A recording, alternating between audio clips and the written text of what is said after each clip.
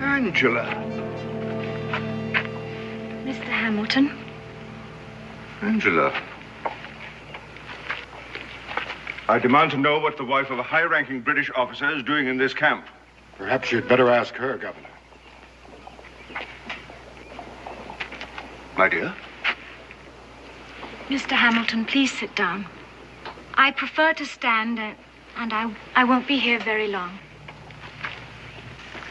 You wanted to know what I'm doing here. It's quite simple. I came to find you. We've been worried since you were captured. Very worried. Utter nonsense, Mrs. Lackland. Either give me an explanation I can believe, or I shall be forced to form my own opinion. And just what would your opinion be, Governor?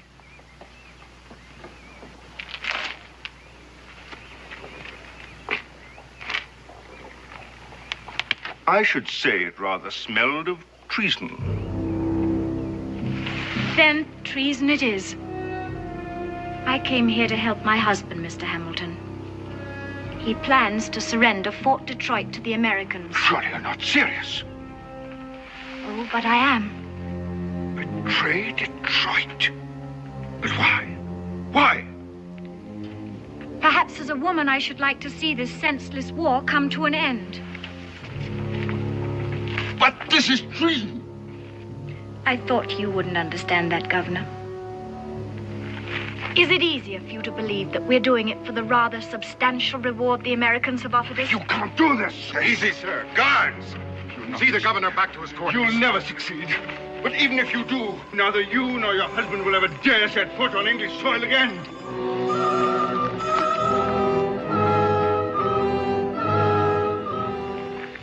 With your permission, Major, I'd like to return to my quarters. Certainly. Thank you for coming.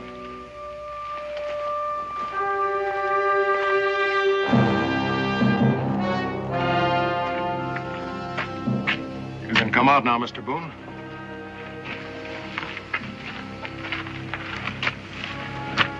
A real calculating woman. I'd hate to have her for an enemy. Are you convinced that she means it? Well, she said so plain enough, so I reckon I'll have to believe her. Good. Mrs. Lackland is on the way to join her husband in Detroit. You'll accompany her as a guide. Once there, Colonel Lackland will furnish you with plans of the fort's defenses and whatever other information he considers valuable. Is it all right if I take a friend along? As protection against Mrs. Lackland? I might need it. Take anyone you want. Here are your orders. Now, about the plans. I want them delivered to me before I cross the mountains. With them, Washington will give me everything I need to move against Detroit. Now, you're going to be on the move, too. Where will we meet? I'll wait for you here. Or you wait for me. Kanawha Pass. All right. I'll meet you there.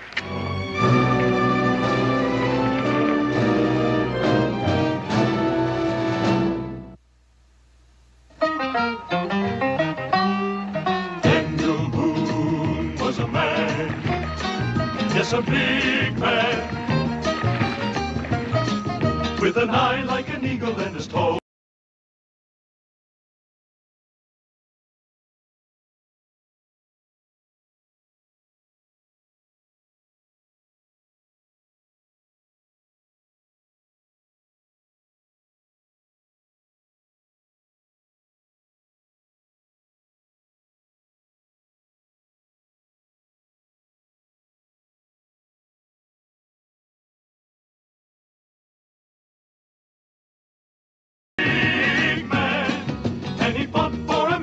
To make all Americans free, Daniel Boone.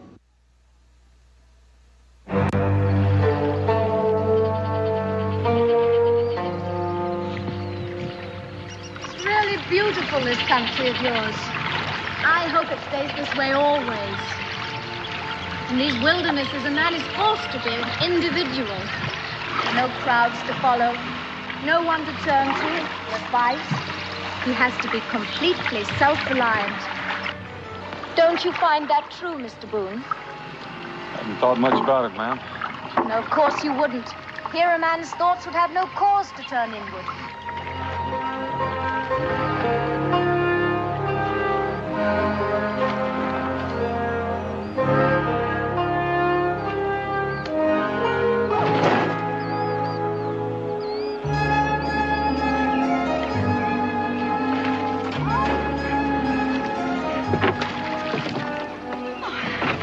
You know, I think that self-doubt and invidious comparisons with others, well, they're products of civilization. Wouldn't you say so, Mr. Boone? Here's your bag, ma'am. What are we stopping here for? It's where we change rivers. All right, Kelly, let's pick her up.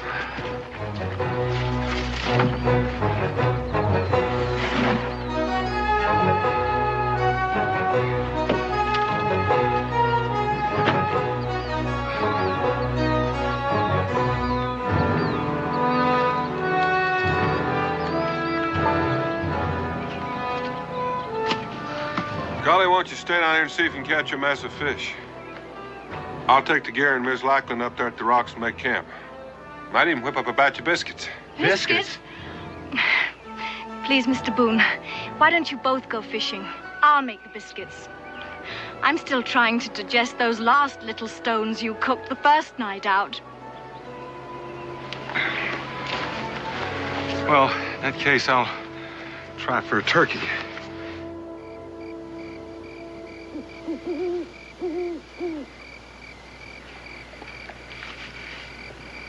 No, thank you. I finished.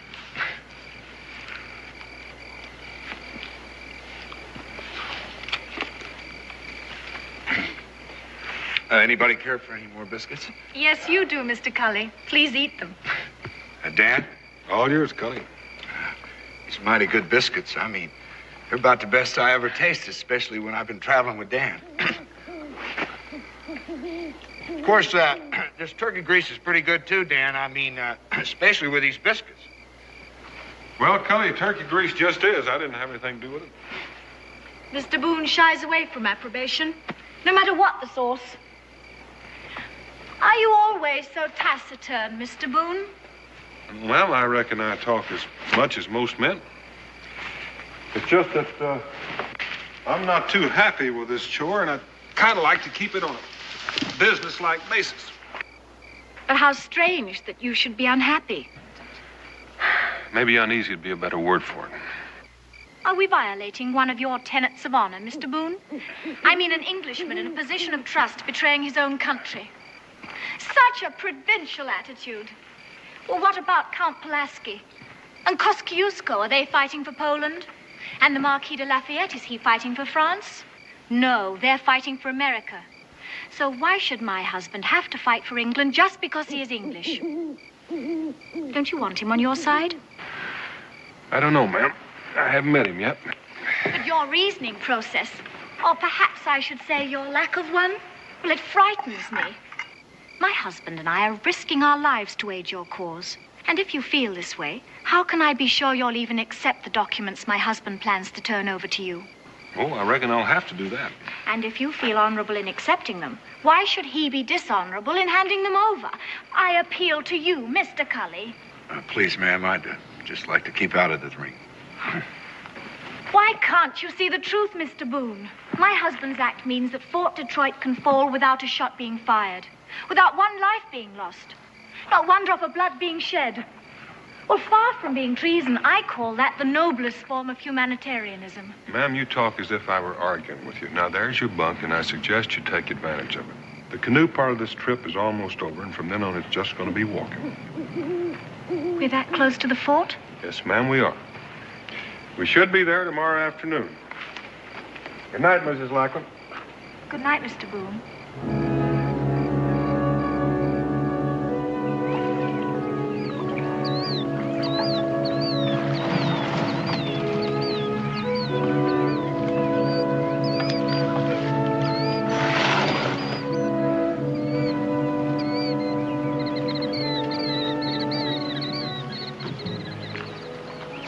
Hide the canoe.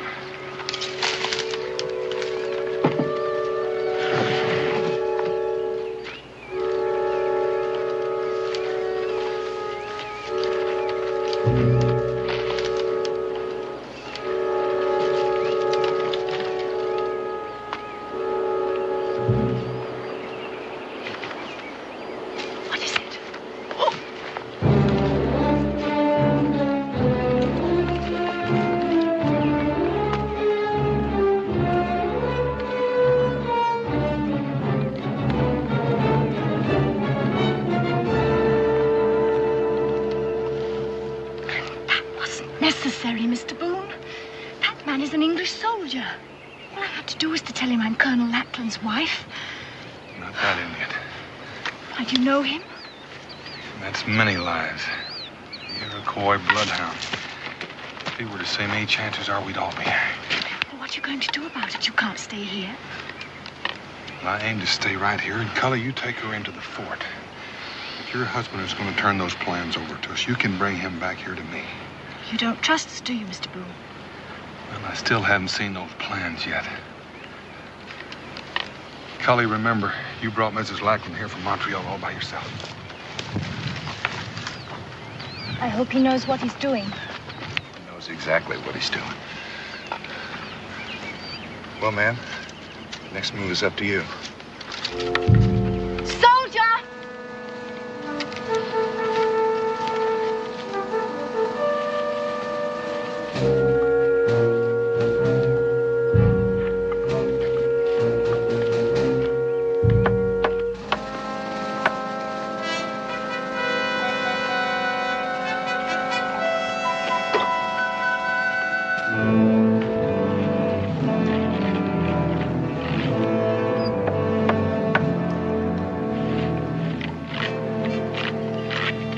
Angela!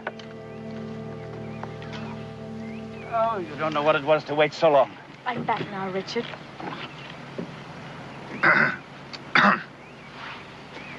Darling, this is Mr. Cully.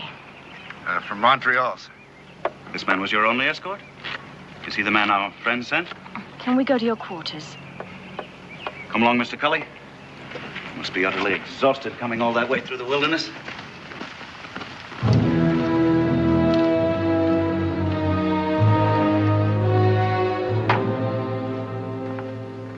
Come on, darling. Rest yourself. Thank you, Richard.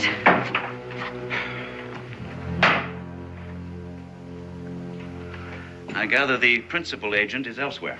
Yes, he recognized a savage who knew him in the fort, and now he's waiting outside to meet you. His name? Daniel Boone. And I don't think he quite trusts us. Well, and what about you? Oh, I'm just obeying orders. Good fellow. I appreciate a man who obeys orders. And the best way to win the trust of your companion, I would say, would be to follow my part of the bargain at once. I have everything that I promised here. Take me to Mr. Boone. We'll settle this business at once. But, sir, don't you think that it'd be safer to wait till dark? I mean, you know, it's only a little while. You see, darling, both the Americans have a preconceived idea about the baseness of our conduct. It makes them behave in a most guilty manner. Just worried about my neck, man. What are you going to do if anybody recognizes you with Boone? It's the simplest thing in the world. I'm a grateful husband who wishes to thank in person the intrepid guide who brought my wife safely through the wilderness. And since he cannot endure the sight of civilization, I must go to him in his native habitat. Who could quarrel with that? Come along.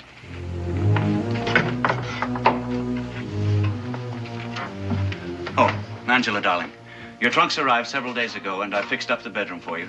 Do tidy up a bit. We're expecting Governor Carleton at any moment. And what's the governor of Quebec doing here in Detroit? I rather suspect he's here to see how I'm running things since Hamilton was captured.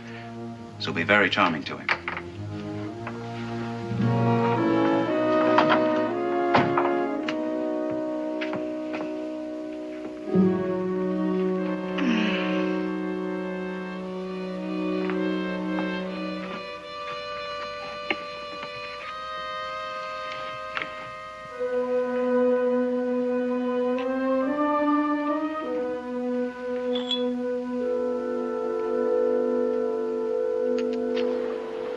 Look them over, Mr. Boone. A map of the fort's defenses, both inside and out, together with an inventory of weapons and munitions and a complete list of personnel and their functions. I've placed my life in your hands. Are you convinced now that you can trust me? Just sit down and rest, Colonel, while I take a look at these. You'll be returning to Major Grayson at once, I trust? You know, it would have been better had the American troops accompanied you so that I might effect a bloodless surrender right now. But I suppose the Major is encumbered with his prisoners? You know, I can't help but feel sorry for Lieutenant Governor Hamilton. He's a very decent fellow. Do your people really believe that he offered the Indians a bounty for every settler's scalp they brought in? I'm afraid they do. It's impossible. I know the man, you see. After my defection, I hope I shall be able to testify as to his good character.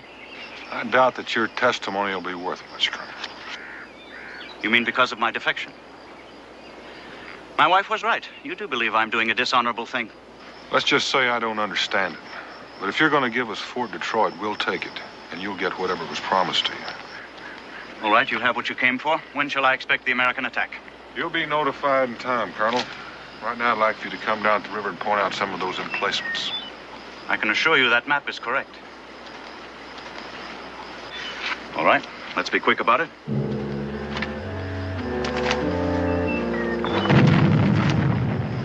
What's happening? Fire! It's Governor Carlton. He's arrived and they're giving him a salute. I have to be there. Boone, I can assure you those documents are correct. Now get out of here quickly. Let's return to the fort. He acts real worried, don't he? The more worried he acts, the better I like it. I'm beginning to think these documents are the real thing. Dan, you're a real suspicious man. Just careful. We're not so rushed that we can't take time to wait around after dark to check some of those gun emplacements.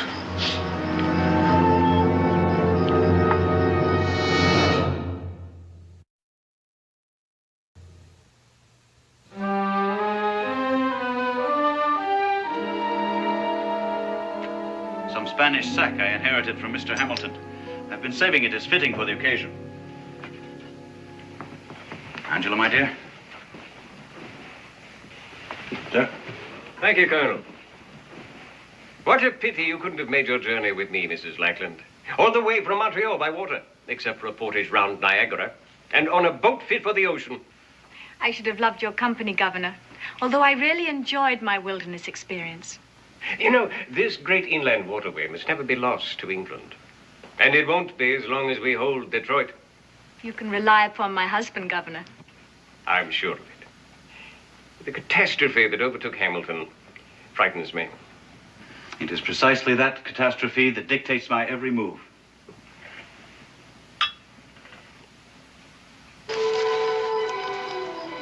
According to the map, there are gun emplacements up on that vantage point.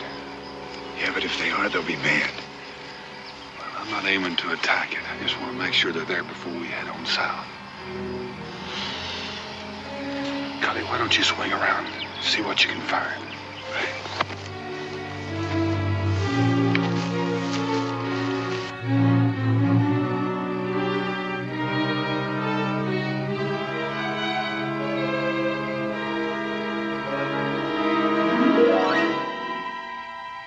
There's my point. Come on now, lads. Why not go for £5 this time? Get all of the money now. We can chalk it up. I'll take it out of your next pay packet.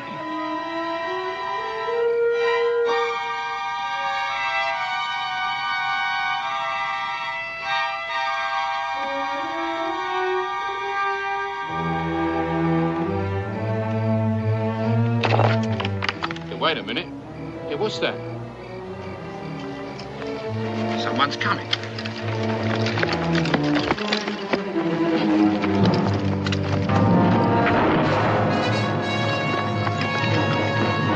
Come on now, lads.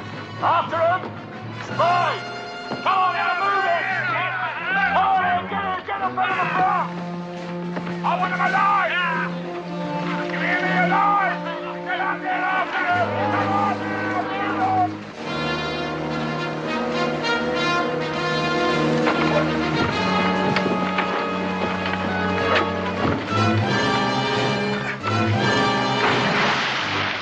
Hold there or I'll fire!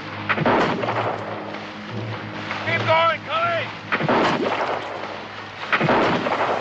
All right, lads, to the colonel. Take his stuff.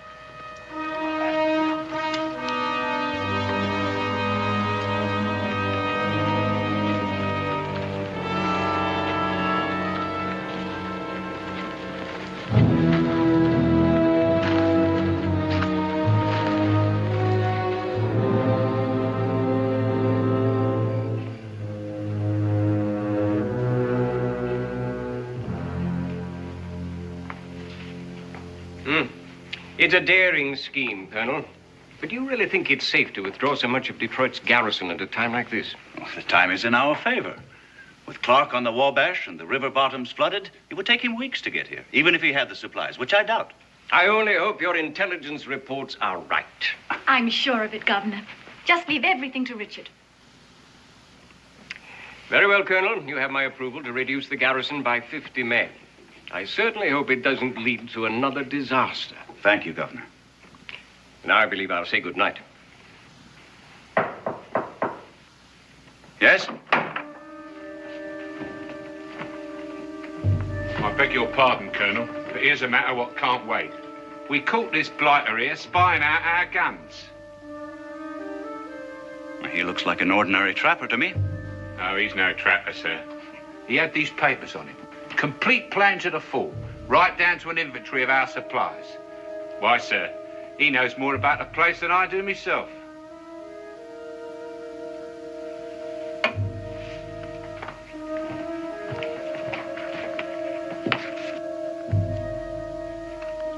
Yes, there does seem to be some irregularity here.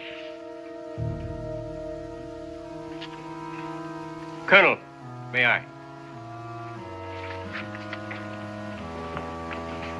How could any man get the plans to the fort unless someone gave them to him? We'll find that out shortly, Governor. Sergeant, you and your men have done well. Back to your post now on the double. Yes, sir, but there was another one, sir, but he got away. And there may be more. Back to your post. Yes, sir, but the one who got away, sir, he was the man what brought your wife into the fort today. Sergeant, I gave you an order. Right, sir.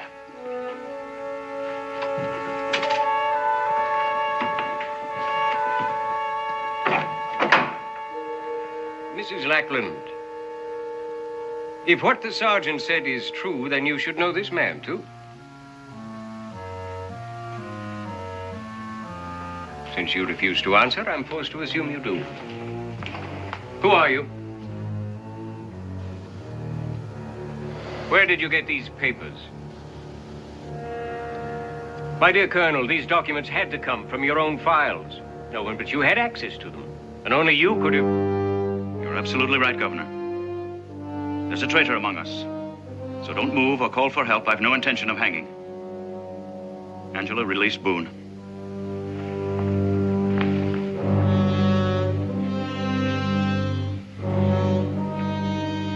Use the rope on the governor. Tie him in the chair. Gag him.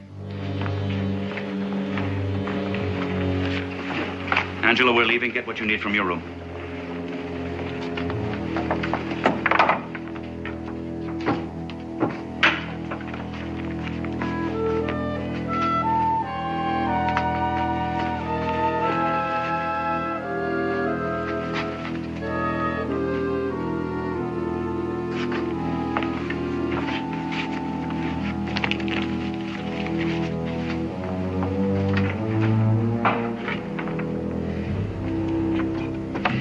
You bungling ox, out the door there. If I die for this, I shan't die alone. Angela?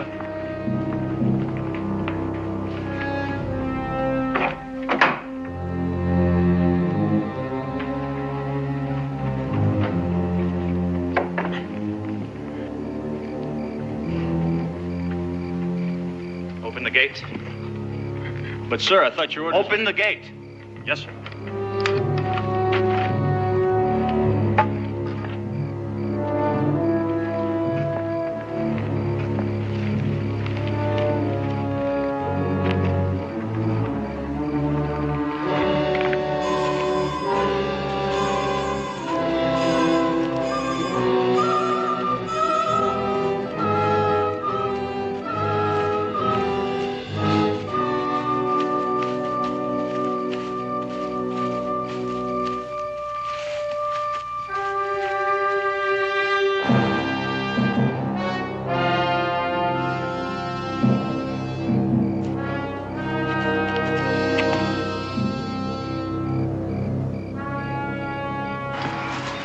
They'll be after us as soon as someone discovers the governor. Colonel, that Indian back in the fort, many lives. Is he in British pay? A scout and tracker. May make it a little more difficult. It's your fault this happened. I told you those plans were correct. Why didn't you believe me? If I'd have taken those plans to Grayson without checking them for accuracy, he'd have thrown them in the fire. You might as well for all the good they're going to do us. I ought to have you shot. If you did, Colonel, you wouldn't know how to get to Grayson now, would you? I've carried out my end of the agreement, and now Grayson is honor bound to carry out his. Now get us out of here. Now, you listen to me, Colonel. You just resigned your commission. You have no one left to command.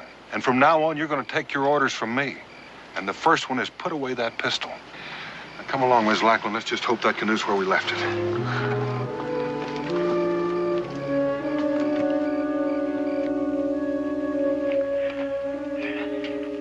You saw the Colonel and Mrs. Lackland?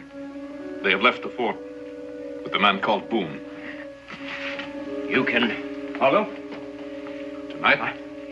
Tomorrow? A moon from now. I can follow. Good. We'll get them back, many lives. We'll get them all back.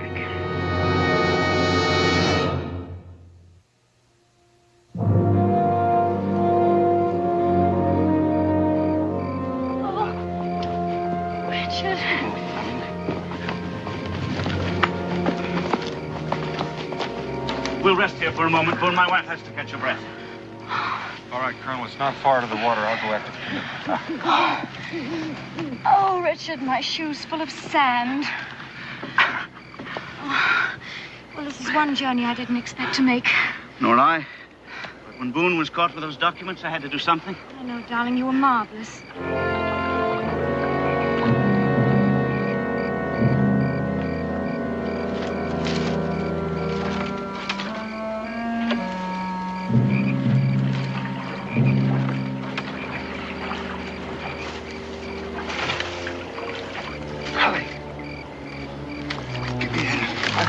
Halfway home. Oh, I don't feel like swimming all the way home upstream. Come on, let's get out of here. It's not quite that simple. Fortunately, I got company. All right? All right.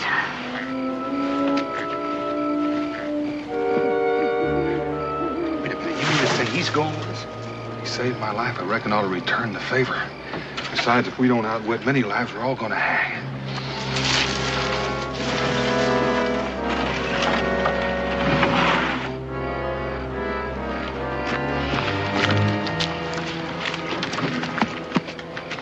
Get in, girl.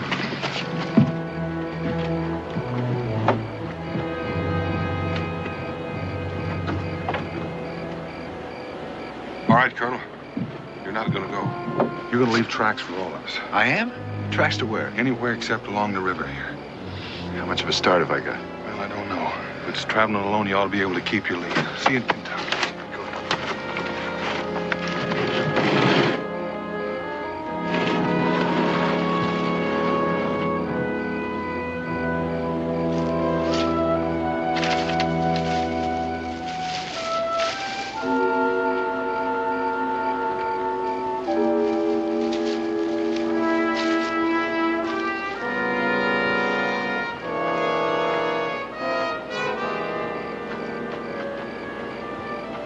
Colonel, if you're any good at using one of these things, start doing it.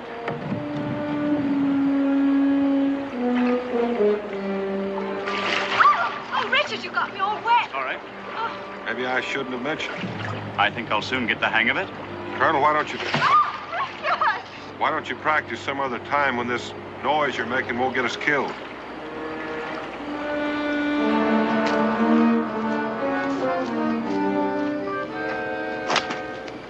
How you keep looking for these tracks in the dark. Even the feeble eyes of my mother could see these. Right you are. Like someone was stomping armed. Yeah, would that mean they was running? Those who are being pursued often. You're very right there, matey. Running hard over the land. I likes that better than open water. Yeah, come on now. I reckon I can follow these myself. Come on. One does not follow a trail by eyes alone. What do you mean? The eyes see tracks. The nose smells the scent of flowers not in bloom. Really? The tracks lead south. But but the scent of flowers comes across the water. I don't smell nothing. I will wait here. Run fast and bring a canoe. All right, then. You say so?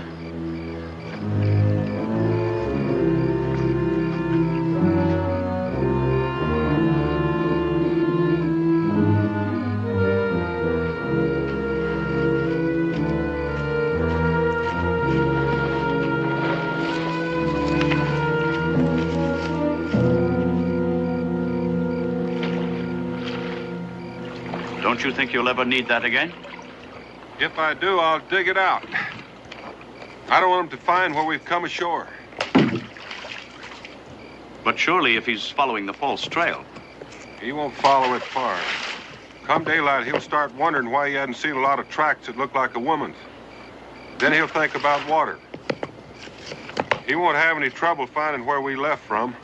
But if we can keep him from finding where we landed, that's that. Come along, darling, we're leaving. All right, just let me tie my hair up first. Let's go.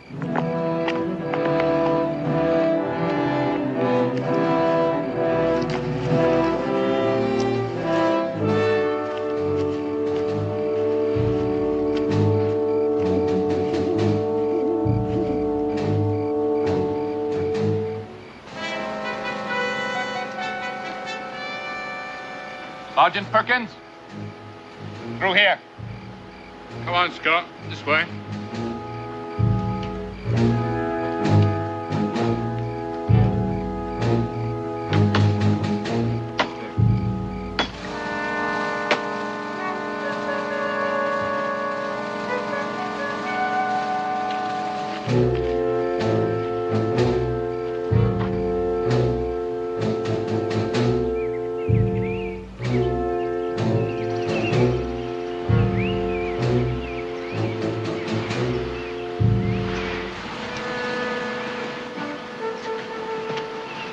Better sit here and rest a spell, man. Oh!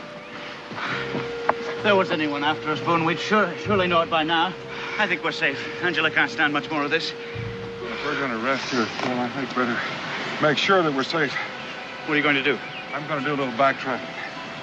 You mean you're going to leave us here all alone? I'll be back. If you get hungry and you want something to chew on, there's some jerky in here.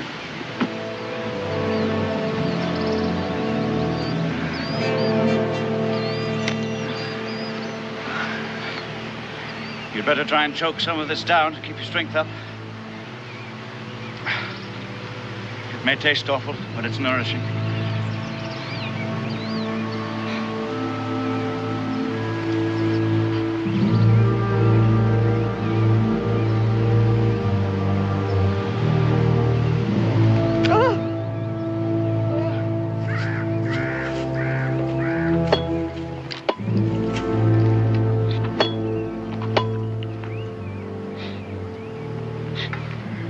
Far ahead are they?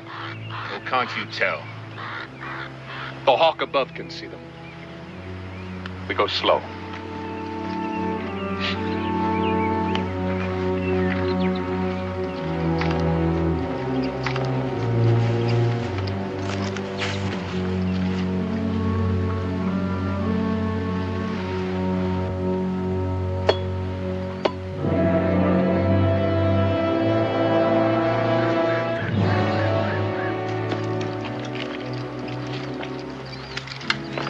The scent of the flowers grows even stronger. They rest somewhere ahead.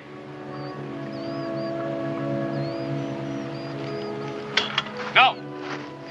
We will wait here until they move on. Suits me.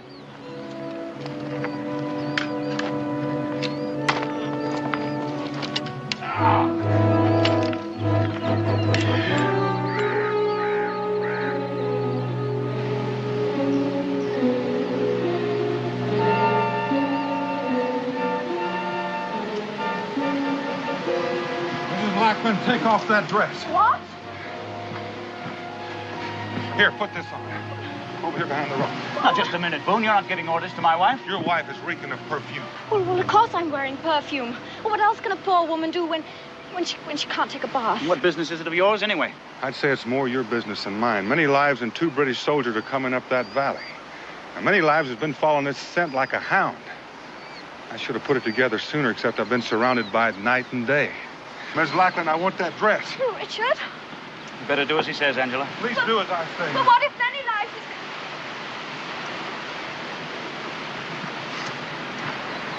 Colonel, there's something mighty strange about this. Yes, what? Many lives has followed this scent all the way. And with your wife slowing us down, they could have caught us. Why haven't they? They're probably waiting for the opportune moment. 2 rifles against 1 pistol. One moment's as good as the next. Yes, but they want us alive. The British give traitors a trial before hanging them. Well, they may want you alive and Mrs. Lackland, but the easiest way to accomplish that is by shooting me. Now, they haven't. I don't know what you're thinking, Boone. And another thing. Many lives is blazing his trail. Now, I wonder why. Probably so he'll be sure to find his way back. Well, he could find his way back blindfolded. He's blazing his trail so someone else can follow him. The question is who and how many? I've no way of knowing that, Boone. I can only repeat they want Angela and me alive. You wanted this? Thank you, Mrs. Lackland. Colonel, I want you to take your wife. You're going up into that little valley there. There's a stream there. Follow it as far up as you can. I'll find you later. If you know there's a stream nearby, then you must be in familiar territory. I've been here before. Here, take my pack. I want to travel light. Well, what are you going to do? I'm going to try to get rid of many lives. Now, you all go and I'll stay here and watch until you're well out of sight. Boone, if something happens to you, how will we find Grayson? You better hope nothing happens to me. But if you follow my directions, I'll take you to him by morning.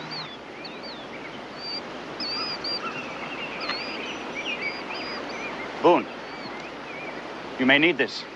You keep it, Colonel. You're more apt to need it than I am.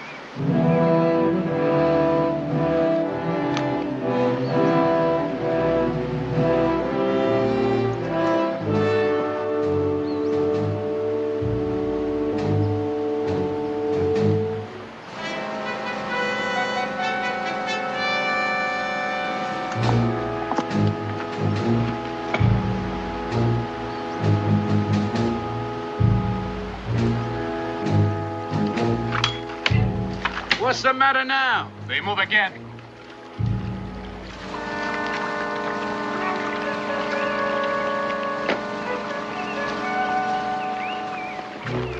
Come! Come on, Scott. On your feet.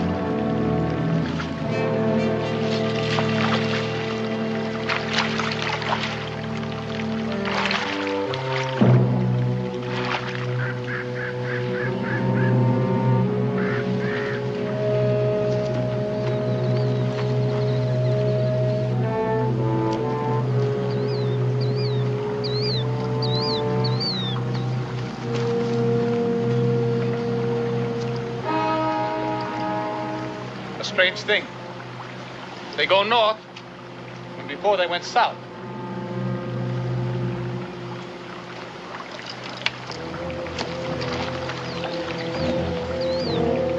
Strange.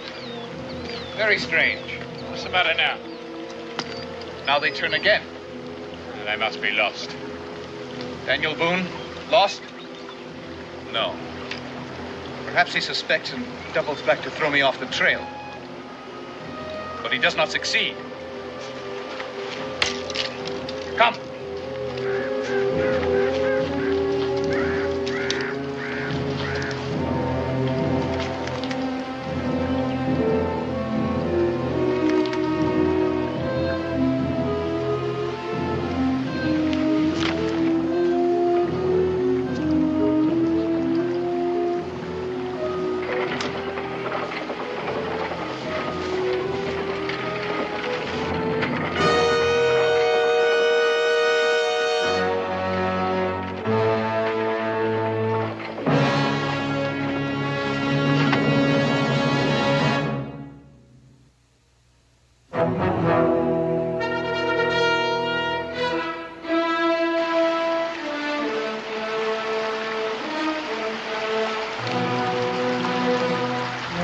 the Colonel's lady throw away a lovely dress like that? Not the woman. Boone. Boone! He knows we follow. Go back. Tell the troops to advance. You'll stay here? No. I go on. Right, Scott. Come on.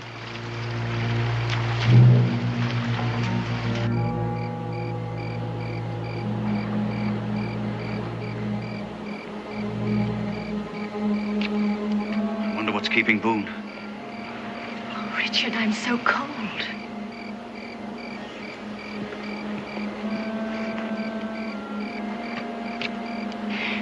Suppose he doesn't come. Oh, Richard, what will we do if... Well, suppose things go wrong? It wouldn't be for want of courage on your part, my dear. You were magnificent.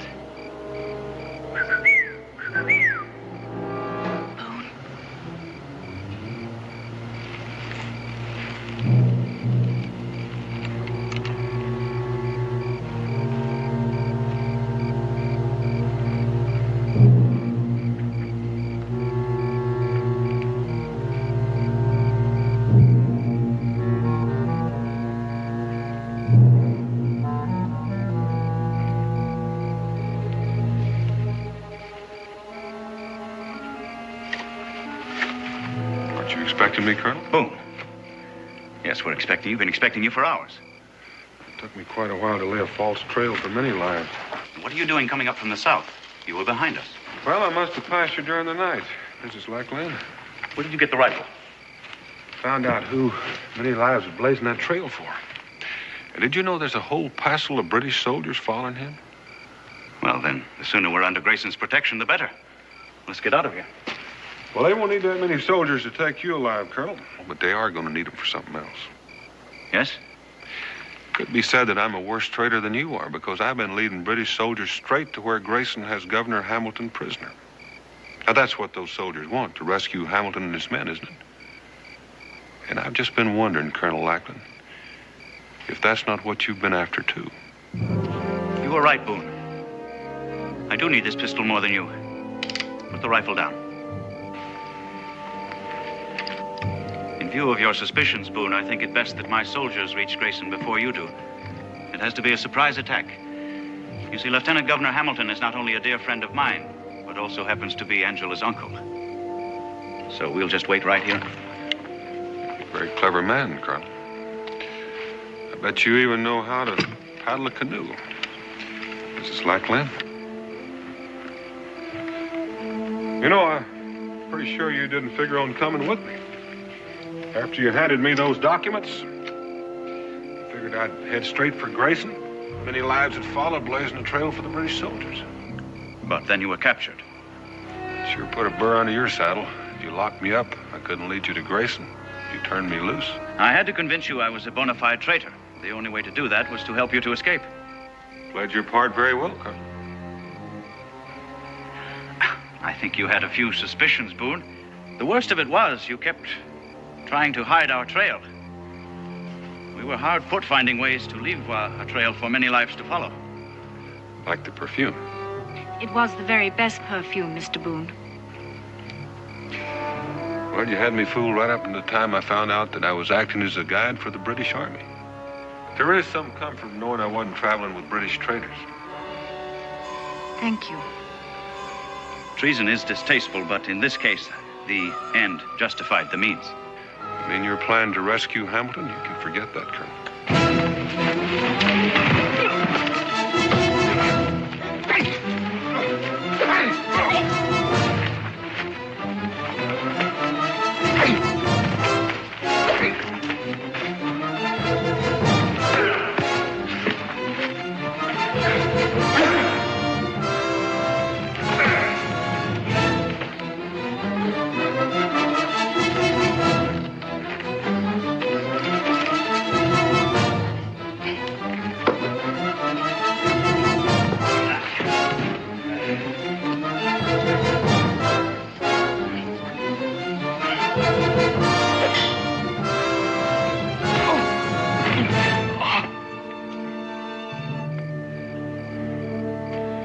Wasting your time, Colonel.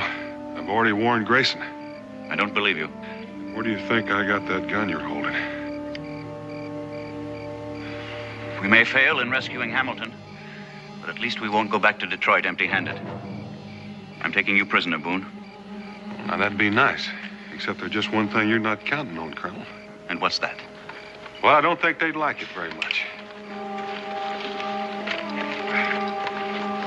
Colonel, Miss Lackland. Sergeant.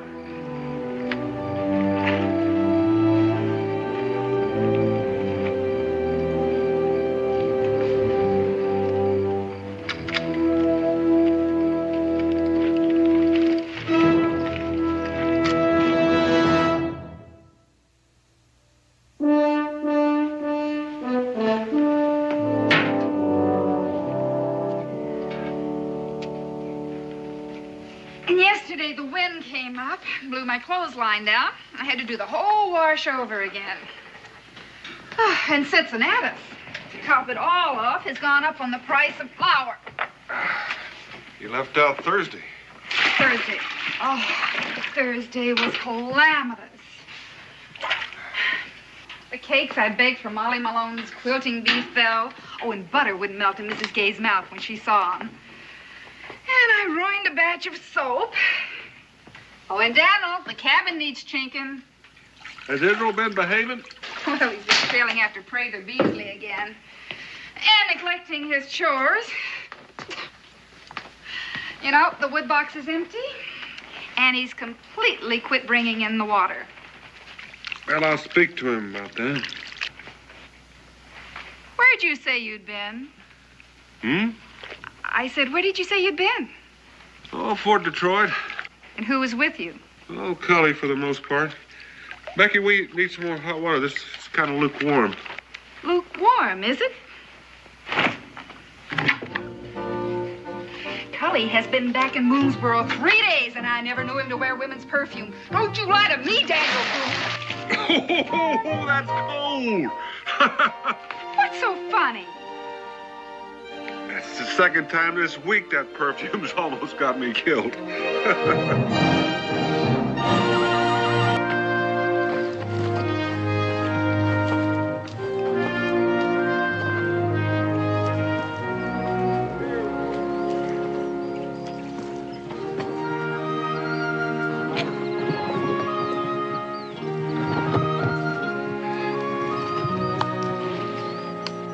One of us has got to go pick up that cache of furs we got stashed at Twin Falls. And I'm still not sure I'm doing the sensible thing by letting you two take the rest of the pelts to the rendezvous. Now, Daniel, you know you can depend on us.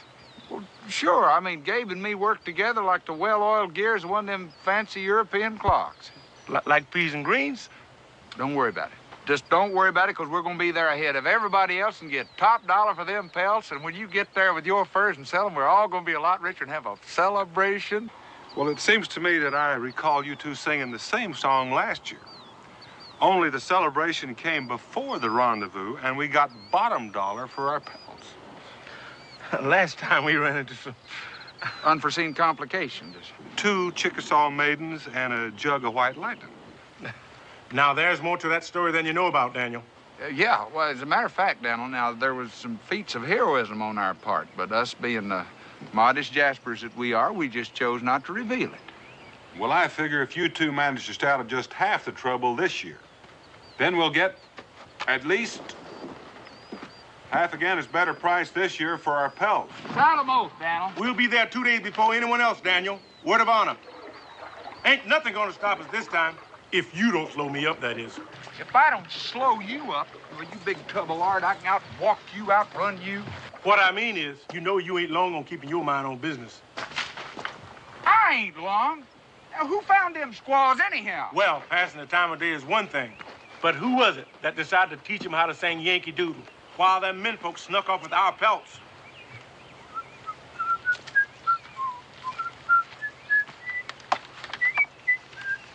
We're gonna get these furs strong. Dirty old trapper is what I am. I have been all my life. I've been in the woods so doggone long. I took an oak tree for my wife. A dirty old trapper is what I am. I have been all my life. I've been in these woods. What'd you forget the words? Oh, no. Daniel ain't never gonna believe this. Unless we take them back as witnesses. We're gonna take them all back? No, I guess he still wouldn't believe us. All right, do you want our hides or them? Say! You understand, Indian. What's he talking about? He said to move out. That's what I thought he said.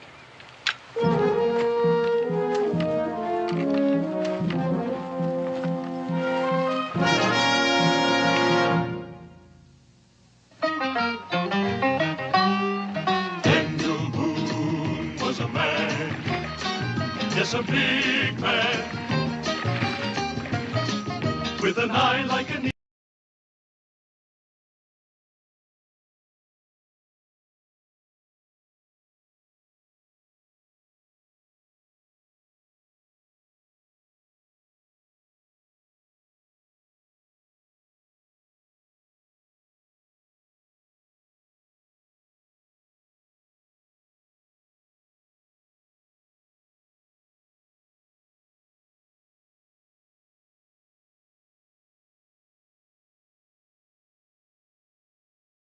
for America to make all Americans free. Daniel Boone.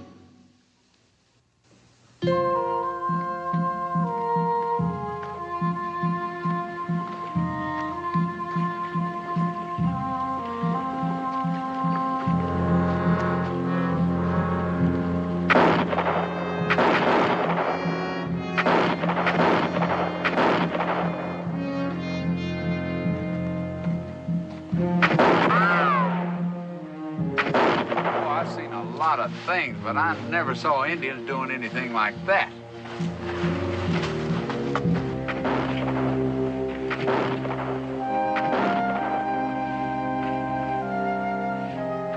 Well, I do.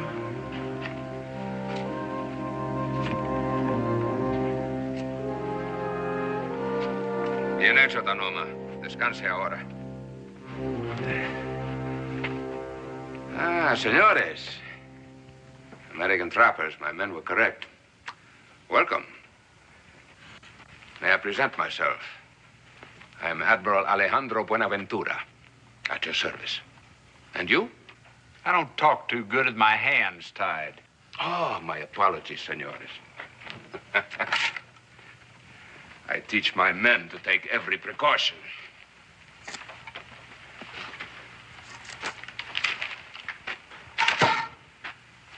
I'm Josh Clements. He's Gabe Cooper.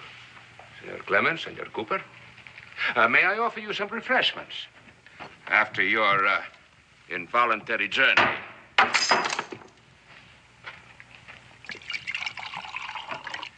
Gentlemen, we shall have a grand alliance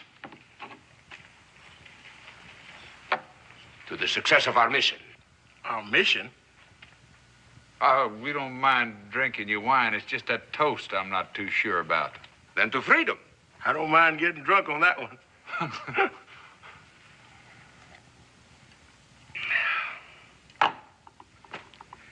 No doubt you are wondering, who is this mysterious pomposity who calls himself Admiral while prancing around in deerskins hundreds of miles from the sea, yes? An excellent question deserves an excellent answer, no? Admiral, suppose you stop the questions and quit playing games. Games? The great jewel knife of King Charles III of Spain is pressed against the throat of your country. You call that a game? You know, Admiral, I kind of got the idea you were Spanish yourself. For 14 generations. But I have no love for Carlos the Magnificent since he destroyed my fleet. You mean the Spanish destroyed their own fleet? Well, it might perhaps be better if we called it a private fleet. You got anything particular against pirates, Gabe? Ken says I have. Unless they got something against me. On the contrary, Senor Cooper, I think you will find that I am your ally in particular. I'm listening. Well, in Hispaniola, all the people of your color are the slaves of Spain. So they decide to make a revolution. They pick a general and a staff, all black, like the rest of them. and they make their plans. I, meanwhile, am sitting out in the sun, an admiral without a fleet, searching for a way to find revenge against His Celestial Majesty, the good Carlos. And then, some way or another, I get together with the splendid revolution of the blacks. How may I serve you? I say to the general. Well, he looks me over and sadly advises me that he is without ships. But perhaps I can help in another way. Anything to make trouble for Spain, I say. So here I am, training an Indian army, making trouble for Spain. Seems to me it would make more sense if you made trouble for Spain in Hispaniola, wouldn't it? So it would seem. But my general, he figures that if we make trouble for Spain here, they will send troops here, leaving not so many troops to make a revolution against. But, Admiral, now, I'm still not sure about where this great jeweled knife comes in. There is a worm in the apple we do not anticipate. El Capitan Torres, very ambitious man, Torres. He's like this with Carlos the Magnifico. He whispers in the king's ear a plan to conquer the United States. With what? Here is the point of the jeweled knife, gentlemen. That? That's just a trading post. Yes, a Spanish trading post. Run by El Capitan Torres. A cover-up for a plan to conquer the United States. Conquer the United States? It's hard to believe, but true. With barrels of guns and powder disguised as flour and supplies. And then when Torres receives word that the king's troops are ready to sail upriver from New Orleans, then the flour is magically transformed into gunpowder. Then El Capitan Torres will march east. Now, your next question is, how do I know this, huh? Well, you taste the couscous, then I tell you. The what? First, I teach the Indians to cook, then I teach them to fight.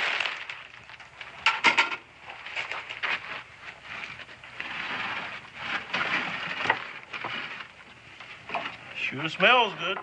The best of my cooks, Joselito, is now in the employ of El Capitan Torres. This here Joselito, he's still working for you, is that it? For me, for himself, for freedom, gentlemen. You know, Admiral, you serve a fine bowl of couscous and good wine, but you do not believe me. And you want to go. Go, then. No one will stop you. Perhaps I can find others more simpatico to your cause. All right, even if we did believe you, what can we do about it? Somewhere in El Capitan Torres' trading post is the invasion plan. My cook, Joselito, has sharp ears and nimble fingers, but he has been unable to find it. And you want us to find it? As Americans, Torres will never suspect you. After all, your country is cooperating with Spain.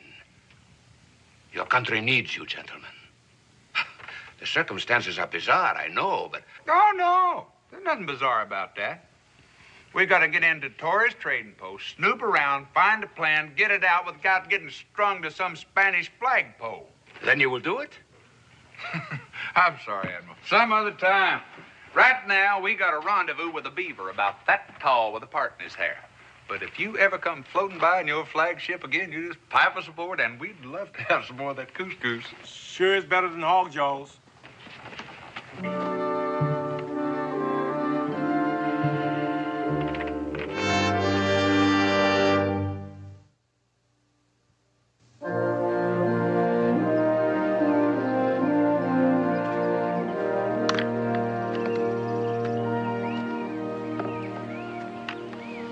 Well, Daniel, we met this Spanish admiral named Buenaventura. And he told us that the King of Spain was gonna take over the United States. You know what I think? I think we never saw him. And if we never saw him, we never heard him. In fact, thinking back on it, would you rightly say we did see him? Let's get to work on the furs.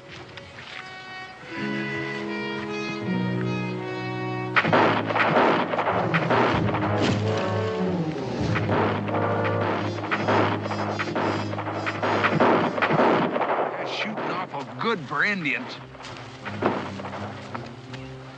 you thinking what I'm thinking? If you're thinking we're caught in the middle of a crossfire, then you're thinking what I'm thinking. Look over here.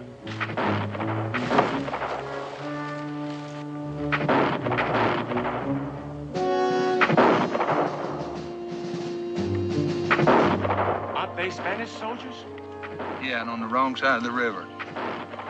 Maybe the Admiral knew what he was talking about. I wish you'd look at that. Got more holes than a horse blanket full of spring moths. And, Daniel, the reason our furs are shot full of holes is because we got caught in a crossfire between a bunch of Spaniards and Indians. Why don't we just tell them that we got caught in this big hailstorm? ¡Baja el rifle, estúpido! Son americanos. Ah, señores. Perdón. No era nuestra intención asustarlos. Nosotros somos amigos de los americanos. Do any of you fellas speak English? No comprendo. Posiblemente alguno de ustedes hable español. You shot our pelts full of holes. Your rifles are... And, you ruined our furs. Now, what are you going to do about it? El capitán, ¿comprende? El capitán. Did you say captain? El capitán. ¡Atención!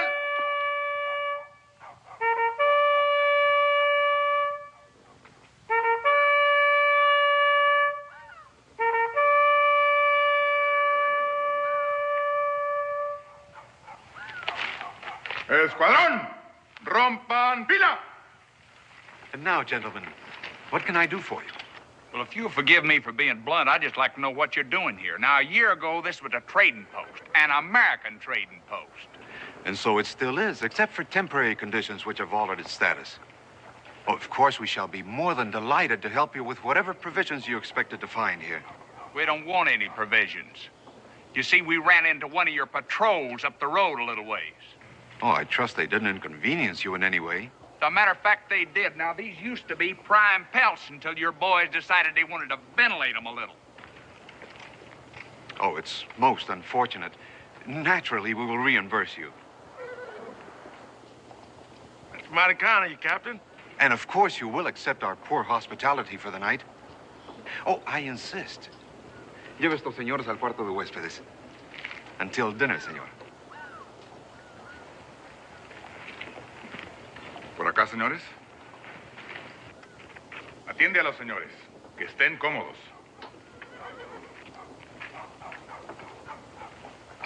Friendly enough, fellow, wouldn't you say?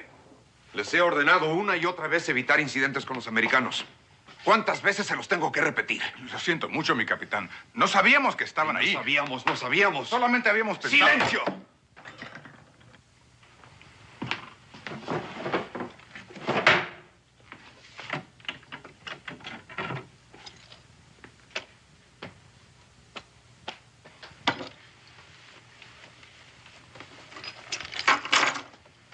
The Capitan, he say he hope this make up nicely for the furs. Oh, you tell your captain we thank him a lot.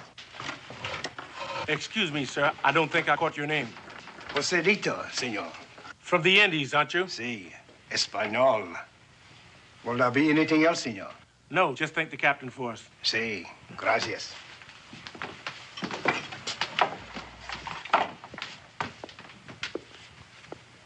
You figure that's the Admiral's man?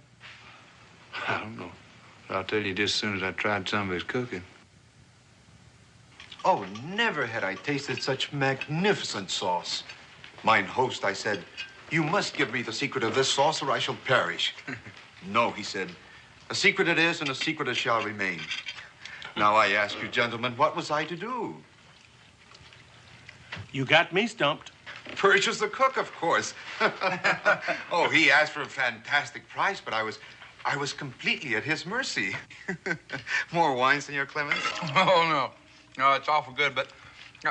No, I'm afraid if I have any more of it, I might forget to ask you a question that's kind of been preying on my mind a little bit. Ah, you are politely telling me that I have been talking too much. Forgive me. It is so rare that we have such congenial guests. No, it's just that, I'd like to know how you and your troops are occupying a fortified position on United States soil. We are here with permission from your government. A friendly gesture from one friendly country to another. Now, does that satisfy you? No, sir. It is very simple. We are chasing Indians. For a while, we weren't too sure who was chasing who there this morning. You're familiar with this tribe of savages? I'm familiar with them, but I'll tell you this. I never saw them handle themselves like they did today in that fight. Oh, they can handle themselves very well, I can assure you. So well that they have seriously affected the king's trade. You mean they've been crossing the river? Precisely. They attack our trading posts, our river boats. We give chase, and they withdraw to your side of the river. And so my government applied to your government for permission to cross the river in pursuit. Your government granted this permission. Sargento, el documento americano, por favor.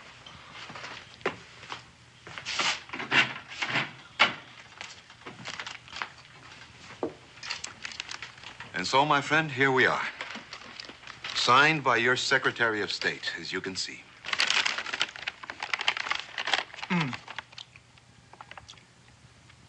You've been mighty nice about this, Captain. I hope you weren't too put out by our questions. Oh, not at all, Senor Cooper. I admire your patriotic fervor. I assume, then, that you're satisfied that I and my few soldiers are not here to conquer your country? I guess we deserve that. Captain, we thank you. And we'll be pulling out at dawn in the morning. Well, have a good journey, gentlemen. Good night, Captain. Senor Cooper.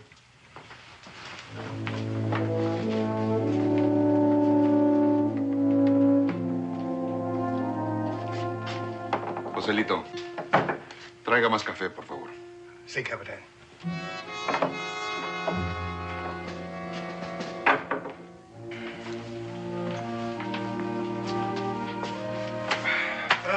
Sure feels good. What do you make of him? He's real polite. So is the Admiral. The question is, which one of those dingbats are trying to take over the country? Right? Right.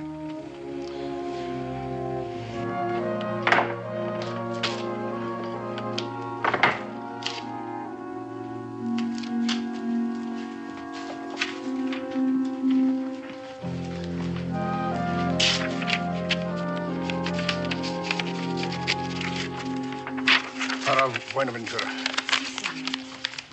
After, señorita. After.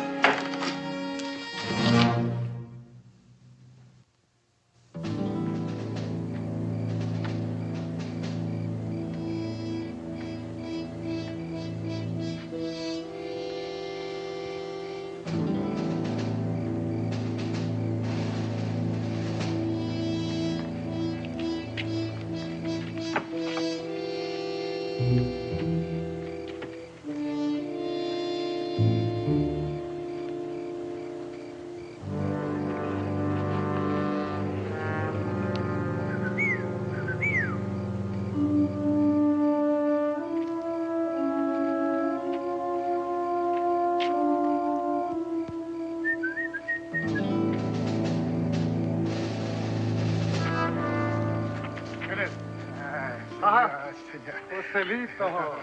Es una noche fría. Haga con caliente.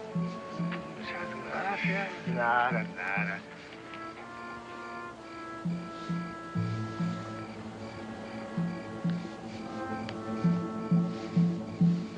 ¡Qué bueno!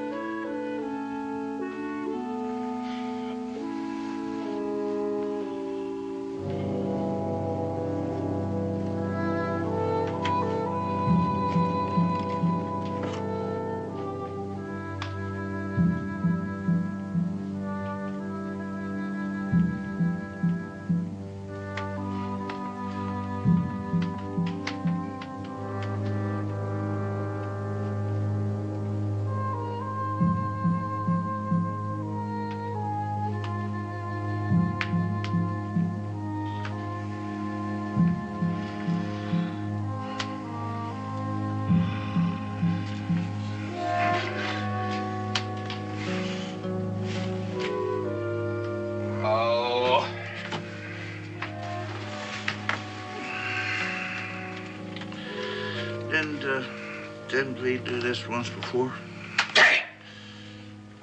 He says to... I know. Maybe we ain't gonna save the United States, but I'm sure learning the lingo.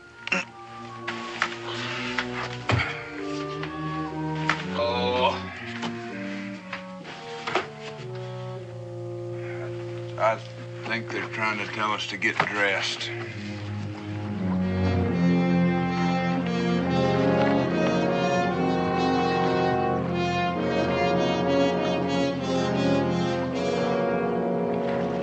Meet again, senores.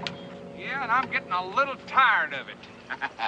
The price of liberty, my friend. Hey, quítese ese uniforme. And now, what did you think of El Capitan Torres? We thought he was a dingbat. If you mean snake, you have been observant. No, he's a dingbat because he overpaid us for our furs. When a man overpays, isn't he buying something more than you bargained for? Meaning what? Meaning your suspicions of his patrols on the wrong side of the Mississippi? You're on the wrong side of old Muddy yourself, aren't you, Admiral? Ah, even if I wanted to, could I conquer the United States with this small band of Osage braves? You seem to trust him more than you trust me. Yeah, well, he's got an agreement with our government. Ah, caray, que bruto, bruto. I risked my best men to bring back two fools. Here, come on.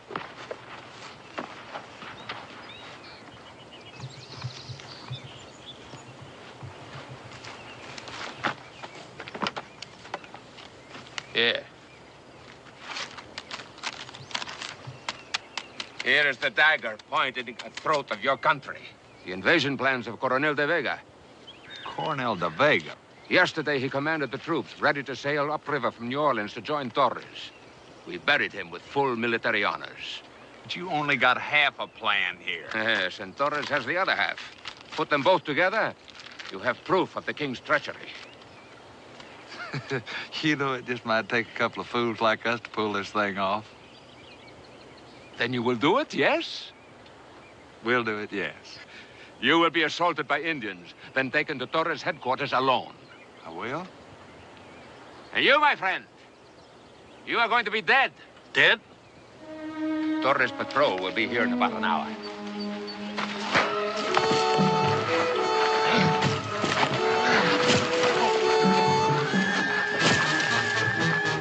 A little realism, amigo.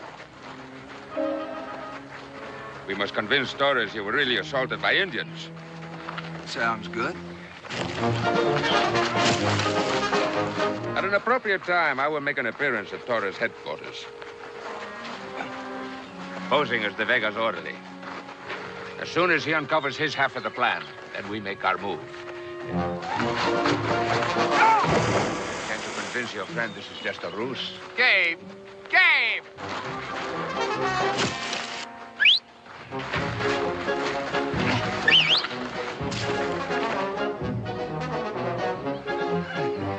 You ready? I must warn you, amigo.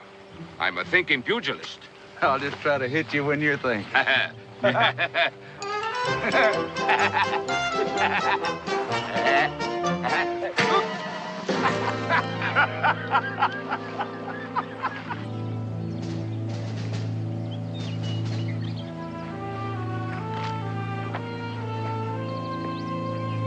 Help!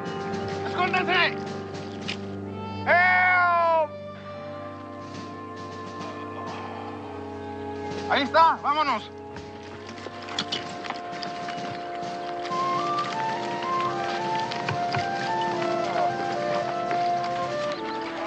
Toma el rifle. Dame el agua.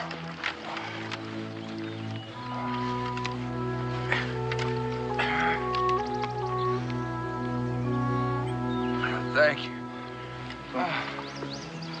Pobrecito. Qué bueno que llegamos a tiempo. ¿Te sientes bien? Vámonos.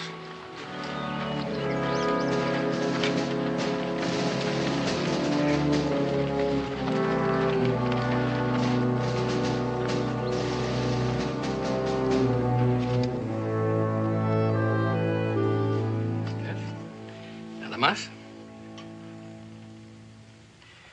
Ahí No. tienes. está. Thank you. I mean, gracias. De nada. Está bien. No tiene nada roto. Gracias, doctor. De nada.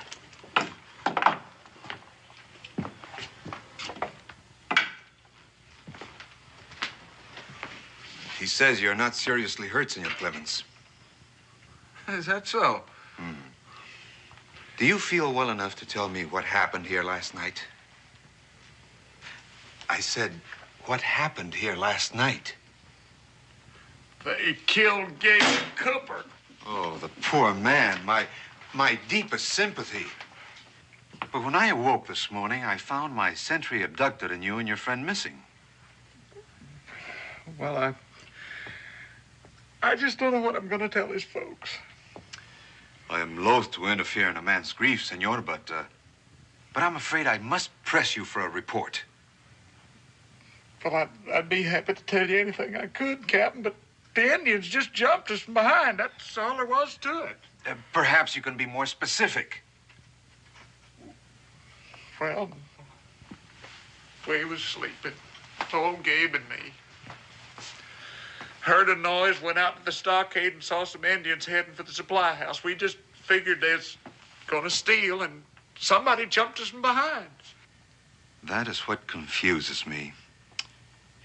You see, nothing was taken from the supplies.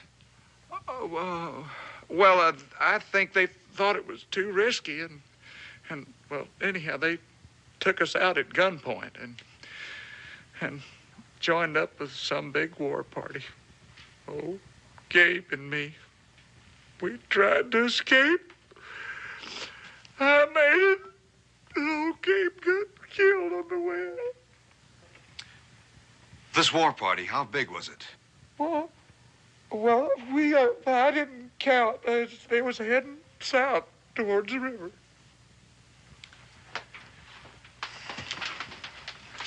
I appreciate your cooperation, senor. I shall bother you no further.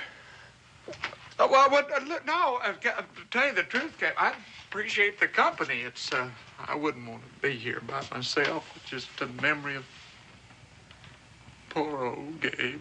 Join us for dinner, senor. We shall try to distract you from your sorrows. Oh, you are a nice man, yeah. Poor old Gabe. He was always so happy. Oh, now you're getting it. Of course, it ain't no couscous. Few more greens, honey. Oh, wow. Of course, you girls are so pretty, a man would be plumb loco to complain about your cooking anyway. Oh, no, thanks. One more bite, and we're gonna bust. But you've been so hospitable. At least I should do is play you one song, huh?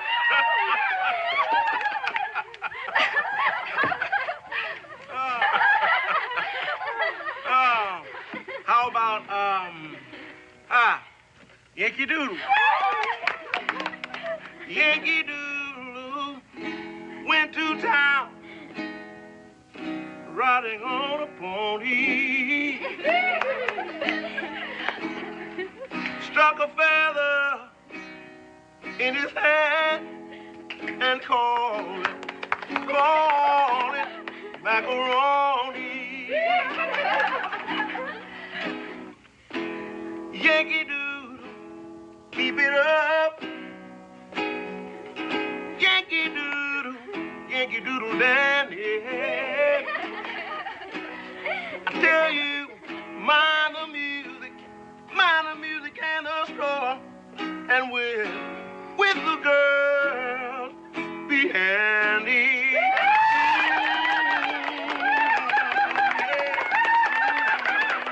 Mother, dig my grave and dig it deep and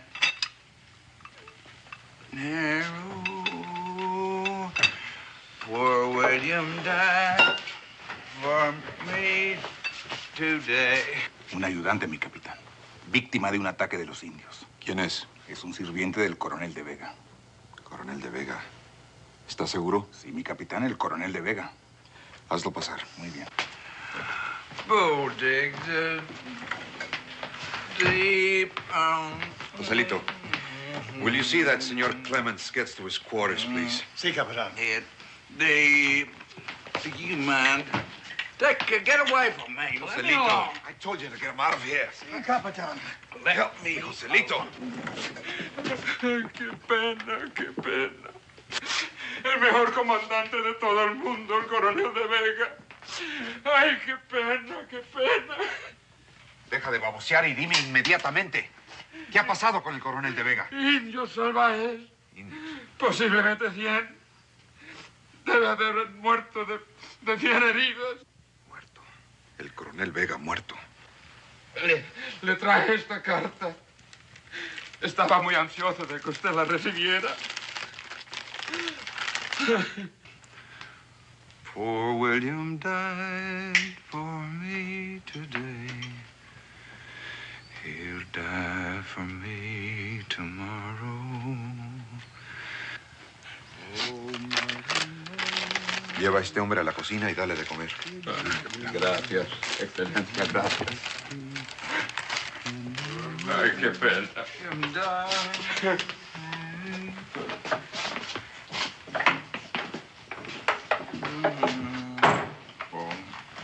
Joselito, llévatelo de aquí. Sí, señor capitán.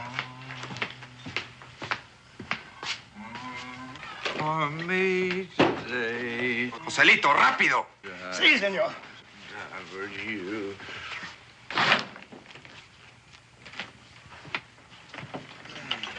Little my friend. Now, hustley, old buddy. You just sit right down here and have a drink with old Josh. Because it ain't no fun drinking by yourself. Please, Senor Clements, let me carry you to your room. Please, senor.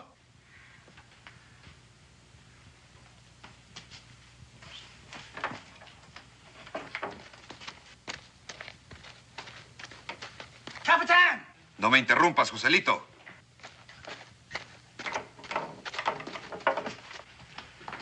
I'm sorry, Capitán. I can do nothing with this man.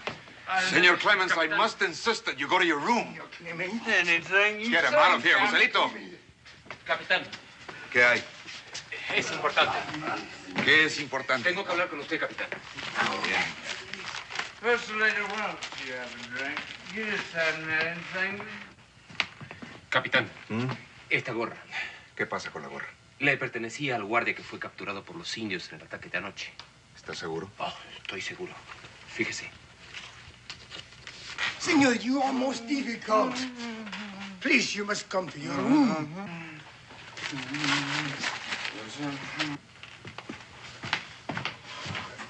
Good job.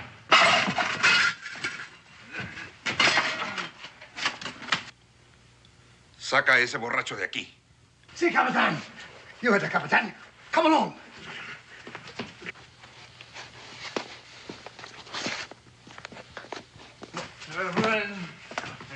Brave and narrow. Captain, I'm leaving.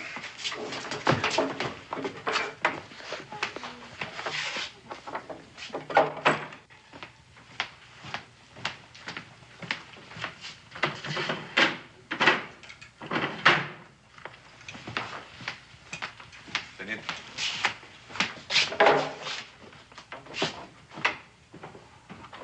Gave his life for me. April gave his... What's this about the camp? It belonged to the guard that we captured last night. I am afraid. What did they know that Buenaventura is a fake? At least they are very suspicious. What's the captain gonna do? He will question him. Can you get out of here without anybody asking you any questions? Yes. Well, this is what we've been looking for. Now, you take this to Buenaventura's camp, and you give it to Gabe Cooper, and tell him that if I don't get out of here, to get this to Daniel Boone, and tell him to guard it with his life. Do you understand? I understand. As soon as I free Buenaventura, we'll catch up with you. I will tell him. Now, you better... Senor Clements. What? Thank you. For what? For risking yourself to save him. I know you could take this out of here yourself. He would do it for all of us. Now, go on with it.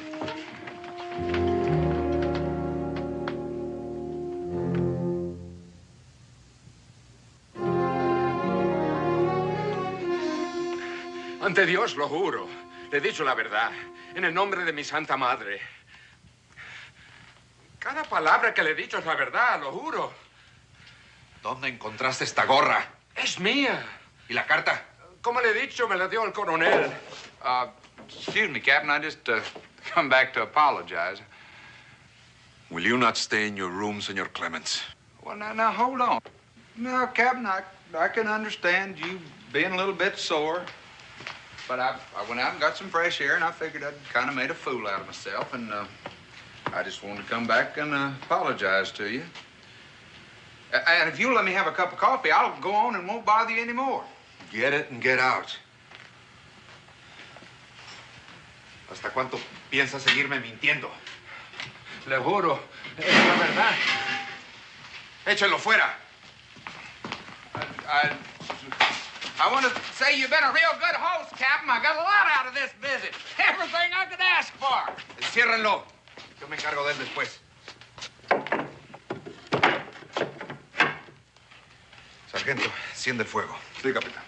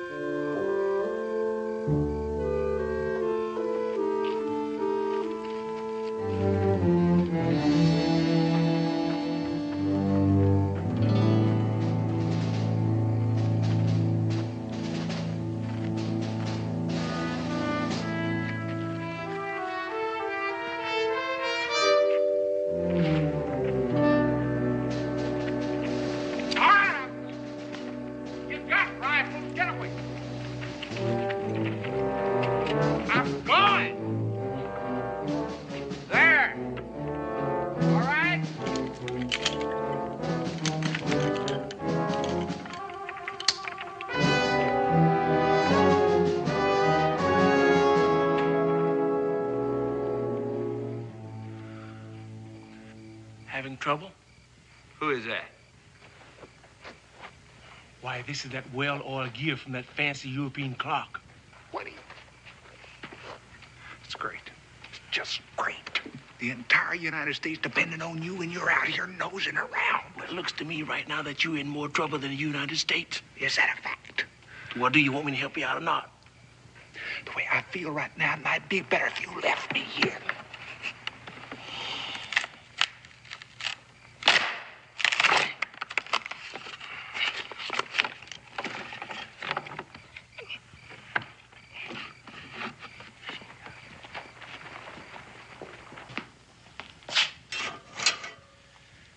Te doy hasta 3 para que me digas cómo conseguiste la carta.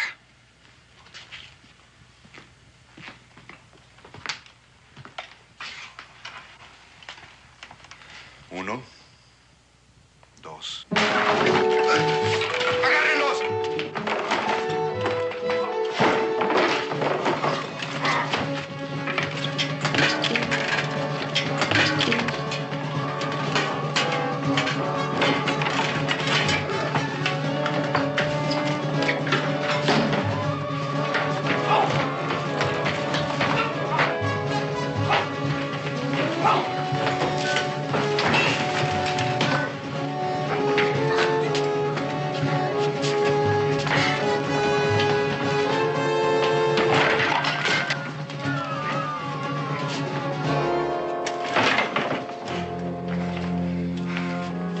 ¡Guardias! ¡Guardias! ¡Caray! ¿Qué ha pasado? Hold up. What about him? Let's take him with us. He might come in handy. Who are you? We just a couple of trappers and a pirate trying to get along. You ready to go? After you, Senor Clements. Senor Clements, the plan, you got it? We got it. It's a little singed around the edges, but we got it. Here, you carry this. Makes me powerful nervous. Oh, I wish Daniel could read Spanish. Because you're never gonna believe this.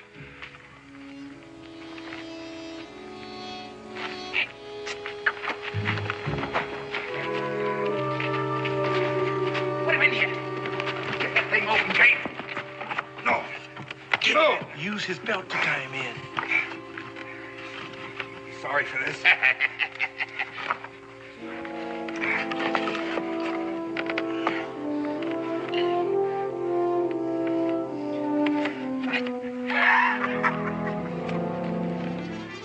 Sargento!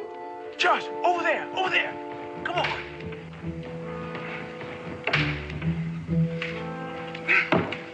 Josh, let's turn this cannon around.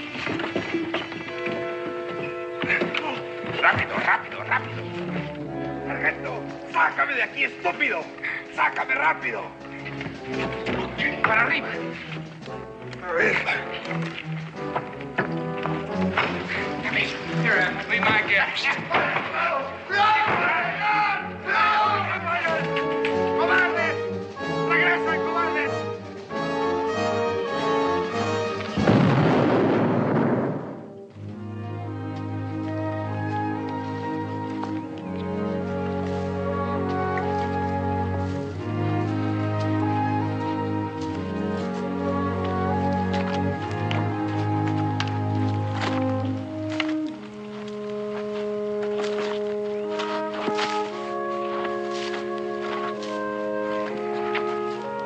Looks like the rendezvous is over. Everybody done come and gone.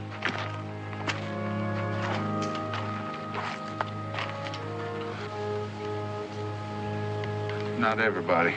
I'm plumb tuck it out. I think I'll sit down here and rest. Why don't you go and talk to old Daniel? No, you. I'm a little tired myself.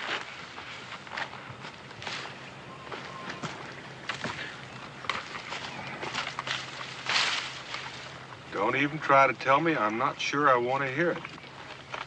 Well, to tell you the truth, it's an interesting story, Daniel. Something like 300 Tuscaroras and a grizzly put you up a tree? No, that's not how it was at all. We held off an invasion of the Spanish army. The Spanish came marching over the Mississippi waving their swords and took your pelts away from you. No. They paid us for them. Top money, too.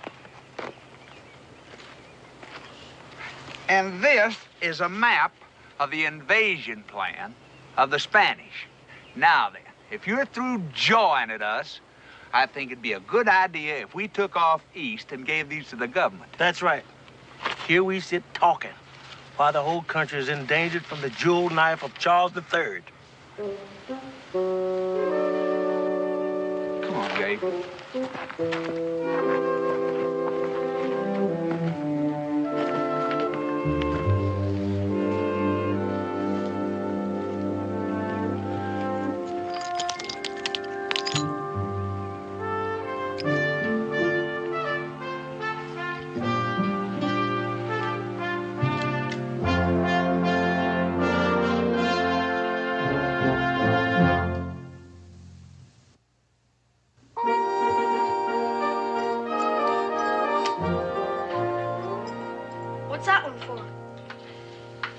Israel is the Order of the Purple Condor. The condor being the national bird of Espanol. Well, as I recall it, you got it for coming in fourth in the turkey shoot. Now, you fellas are just a wee mite overdressed, I'd say. But it looks like supper's just about ready. I don't expect you to understand. But I'll tell you this. When you sit down with a body that's been decorated by a foreign power, it automatically becomes a state dinner. Well, Israel, would you seek their excellency? Yes. Your Highness.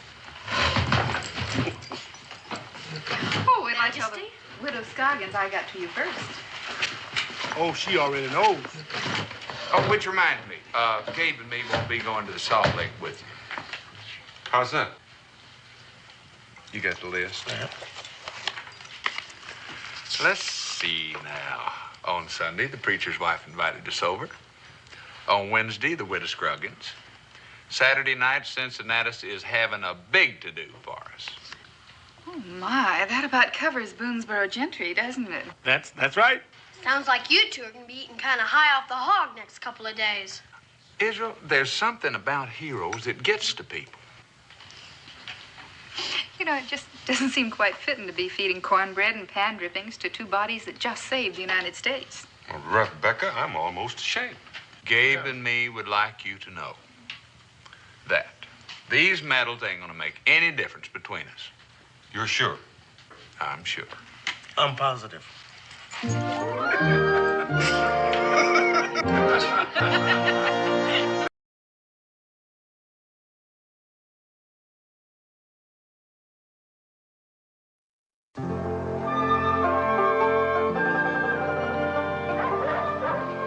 Well, I reckon that'll do it, Cincinnati. Reckon so.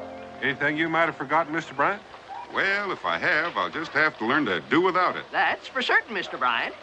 See you next season when we have some more furs to trade. You're always welcome, Daniel. Have a good trip home. Clem? Pam, always good to see you. Bye.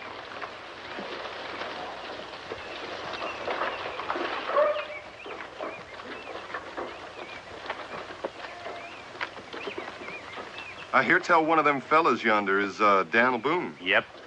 If you want to talk to him, you'd better hurry. He's leaving town. Oh, I haven't got anything to say to him. I just wondered what he looked like. He was a tall one, the coonskin cap.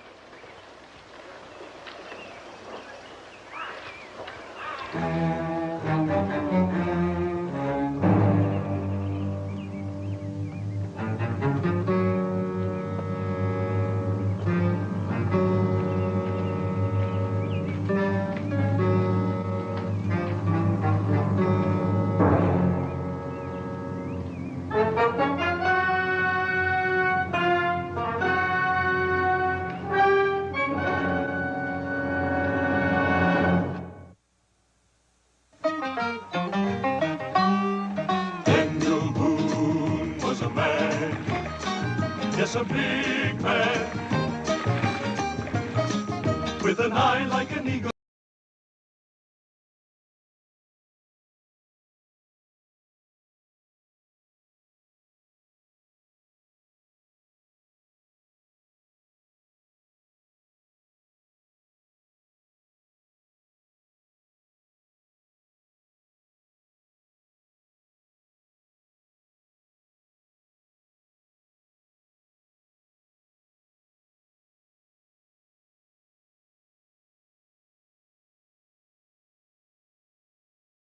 For America to make all Americans free, Daniel Boone.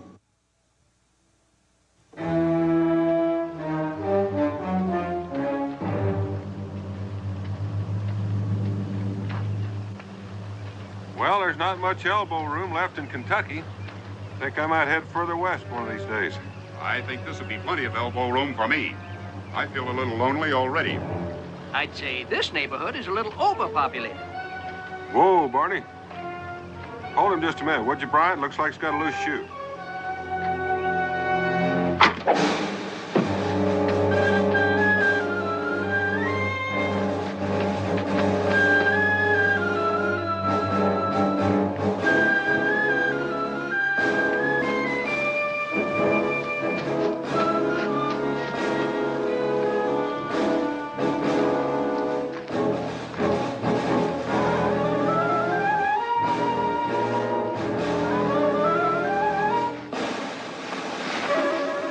Put it down.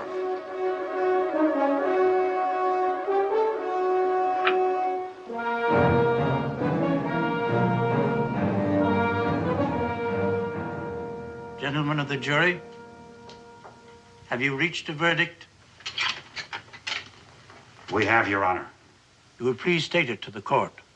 We, the jury, find the accused guilty of murder in the first degree as charged. The defendant will arise and face the bench for sentencing.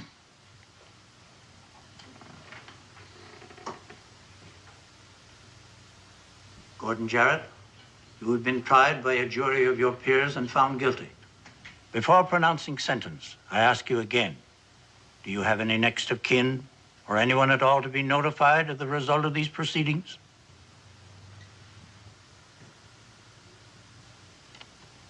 Then we have no grounds for delay. At sunrise tomorrow morning, you will be taken from your cell and hanged by the neck until dead. And may God have mercy on your poor soul. The bailiff will remove the prisoner from the courtroom. This court is adjourned.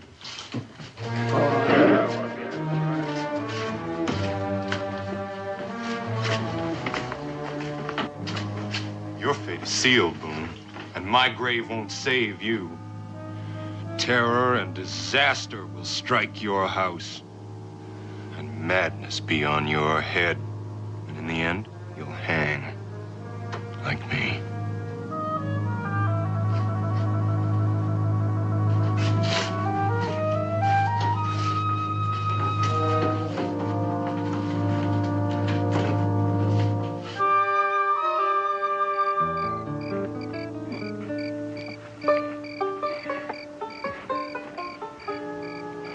I don't deserve no marker. He killed an innocent man.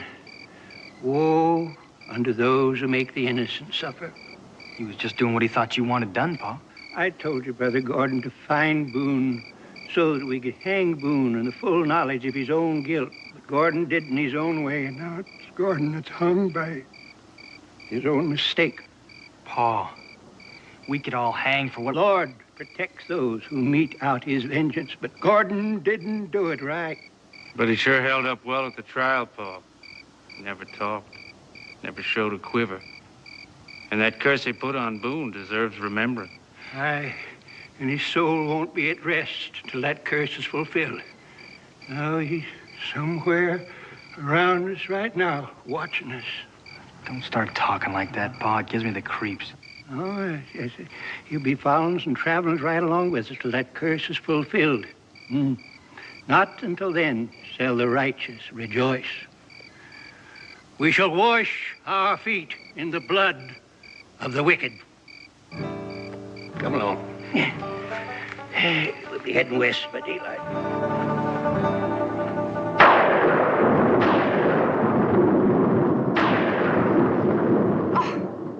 Oh, Dan, that was too close for comfort. Oh, no need to worry, Becky. You never hear the lightning bolt that strikes you. Is that little bit of wisdom supposed to reassure me?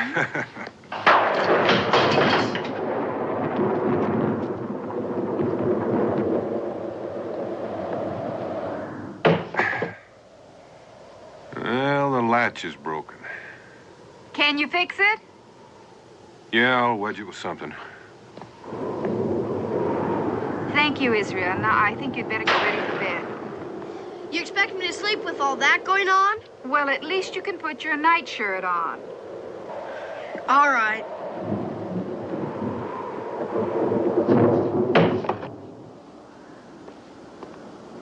Isn't it a strange time of the year for us to have a lightning storm like this? Oh, maybe a little unseasonal, but it's not unnatural. You can always expect a thunderstorm after a long, hot, dry spell. I thought the dry spell was sort of unnatural. Killed about half our corn crop. I could ski it. That's not us alive for telling you what that Jarrett fellow said to me. Well, it makes you think I was thinking about Jarrett. Weren't you? Maybe I was. I still don't think the man's curse was responsible for our corn crop dying or anything. You know what's had me puzzled is why a total stranger be so dead set on killing me. I thought he meant to kill all of you to steal the pack horse. That was the only motive the prosecution could come up with. It came out later at the trial that he'd asked someone in Salem to have me identified. Not Brian or Cincinnati, just me. You think his aim was bad? His aim was perfect.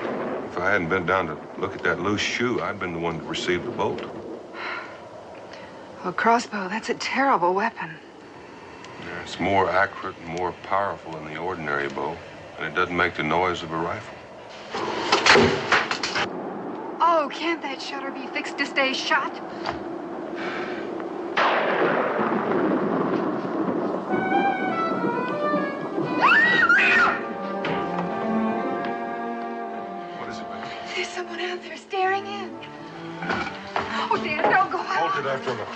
What happened?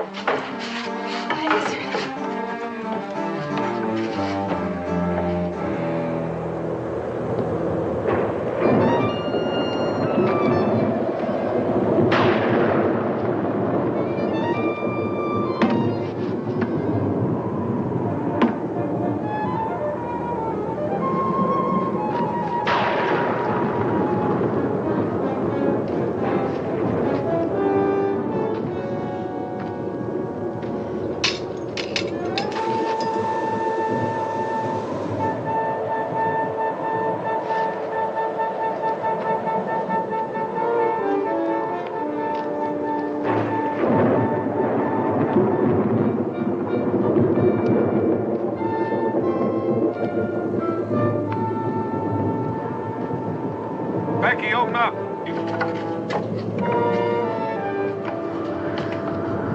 What was it, Pa? Nothing, son. I think you better get back to bed. Harm and Atman, no one will tell me anything. There's nothing to tell. The storm just made your mother nervous. Come along, Israel. Up to bed.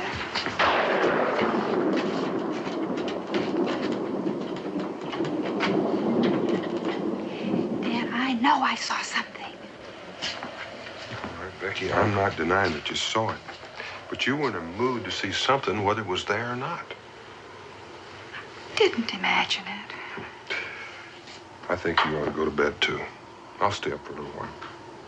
I can tell you don't believe me. Becky, I'm sure you thought you saw something. But who in Boonesboro would be sneaking around spying on us on a night like this? It doesn't have to be somebody from Boonesboro. It doesn't even have to be a someone. All right, I'll go out again. I'll get a lantern and look for tracks.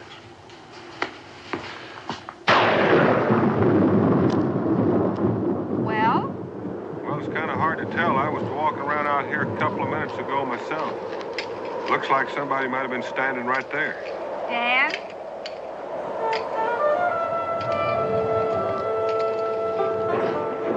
This wasn't here at sundown. Well, at least now we know I wasn't seeing things. Kind of wish you had been. I don't like growlers. Why would anybody hang their watch on a tree and go off and leave it? I don't know. Seems to have some engraving in it. J. Primrose, born June 12, 1752. Hanged April 4th. Doesn't give the year. Let's go inside.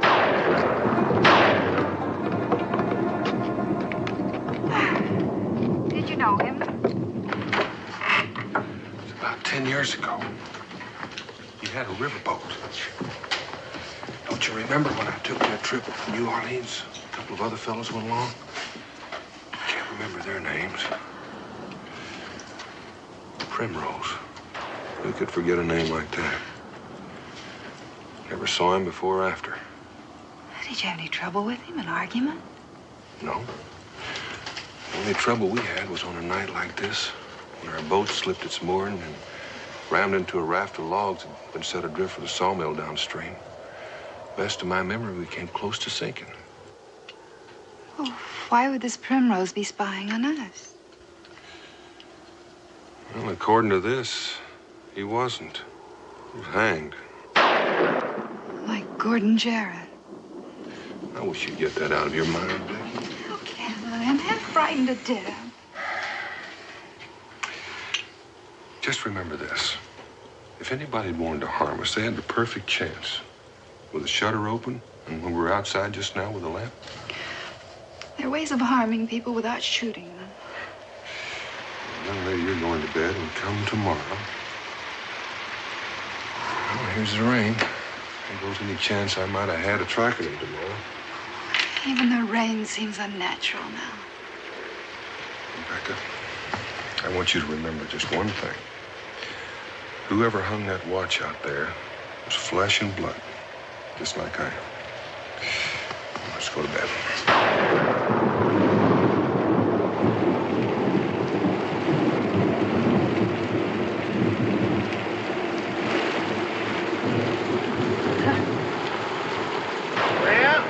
Gordon's curse is working real well, Pa.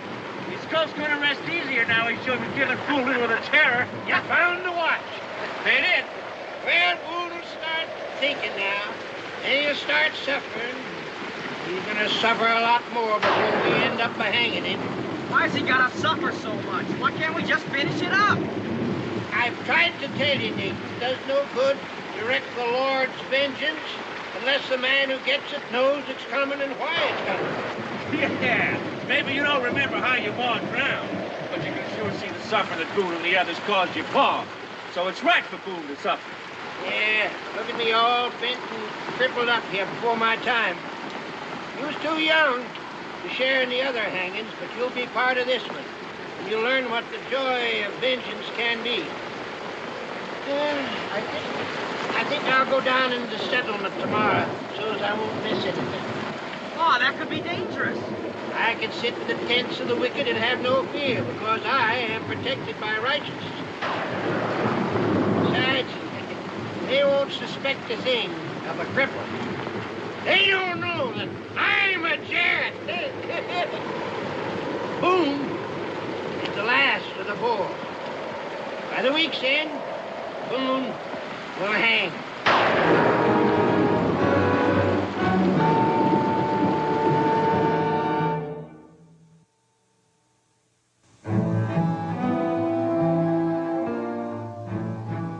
Now, that's mighty strange. Doesn't even seem to be ticking. No.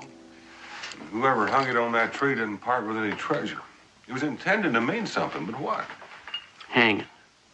Hanging on a tree, huh? Hanging? Well, that's what that Gordon Jarrett said was going to happen to you, Daniel. Cincinnati, will you forget about that Jarrett curse? You've got Rebecca all upset telling her about it. I am sorry about that, Daniel, but when she just kept asking questions about the trial, and Dad, blame it just slipped out. Well, there's nothing to do about it now. And besides, I'm just answering your question about what this watch could mean. Gordon Jarrett is 6 feet under. And his body is. The name on this watch is Primrose. Well, it was you that caught him, and our testimony that convicted him. What do you suppose if somebody was trying to get revenge? Well, as I recall, he said he didn't have any friends or relatives. Dan, I just wonder if maybe this is just some harmless prank that somebody is trying to play on you. Well, that could be. Only when it scares my wife half to death, it stops being harmless. Besides, I'm almost certain that I'm the one that Gordon Jarrett intended to kill. Now, you see, Daniel, you're doing the same thing you got sore at me for doing, trying to connect all this with Gordon Jarrett. Cincinnati, will you pour me a mug of ale? All right, Dan.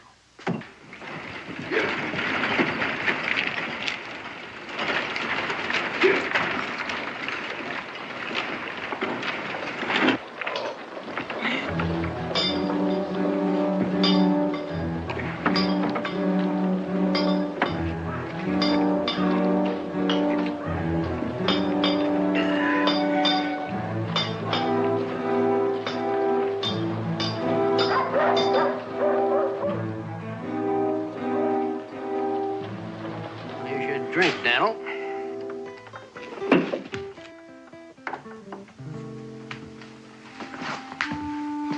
Now, good morning, sir. What can I do for you? Well, you can pour me a mug of rum to start with. I'll be happy to oblige.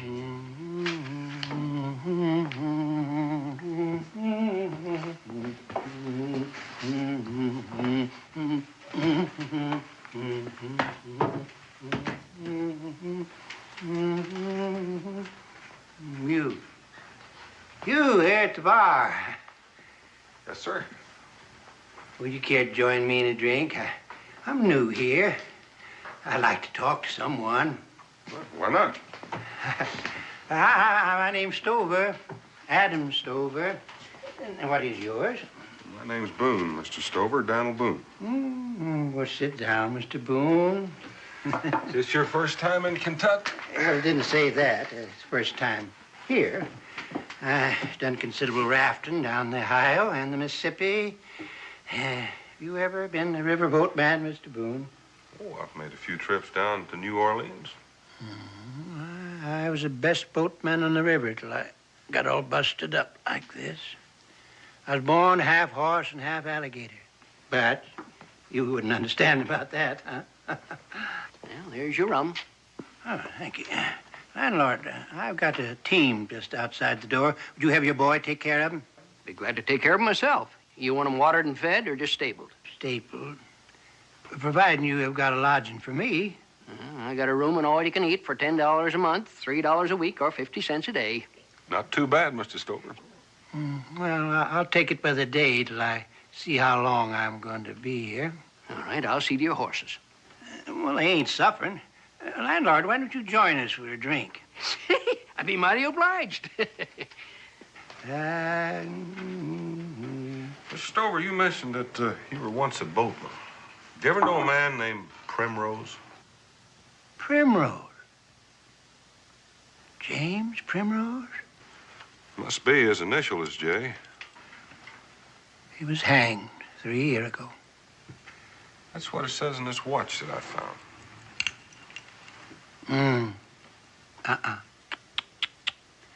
Yes, this watch must have once belonged to James Primrose. Do you have any idea what his crime was? Murder. Worse than that. He murdered a woman. Now, that's a mighty strange coincidence. We was involved in a murder trial in Salem. Now, a fellow shot down one of our best friends in cold blood. Of course, Daniel caught him, turned him over to the law, but he hanged, too. Commendable.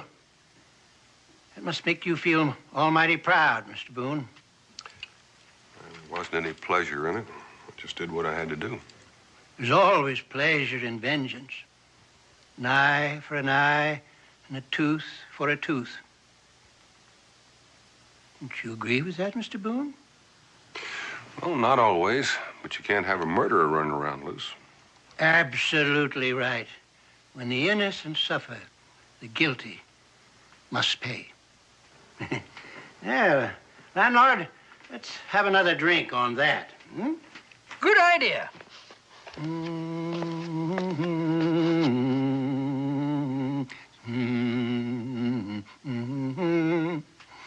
Never did tell me what all the excitement was about last night, Mom. Someone was sneaking around the cabin, and all the thunder and the lightning, I got frightened. Doesn't even seem nearly so bad in the clear light of day. Why didn't Pa track down whoever it was? Rain took care of that. He thought he saw some tracks outside the front window, but they were gone this morning. That sounds like a cowbell. Oh, the Olson's cow must have gotten loose again. I'll go fetch it for him. Israel? Don't worry, Mom. There's nothing more peaceful as a milk cow.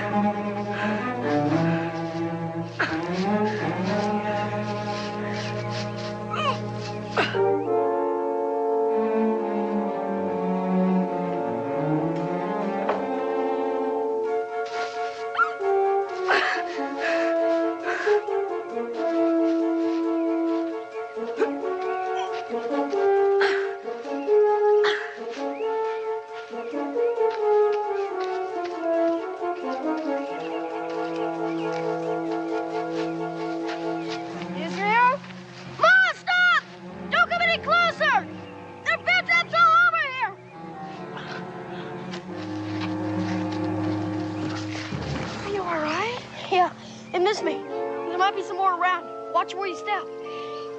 Set a bear trap here. Could have crushed your leg. I don't know. I don't know what happened to that old cow either. The bell stopped ringing. That was no cow.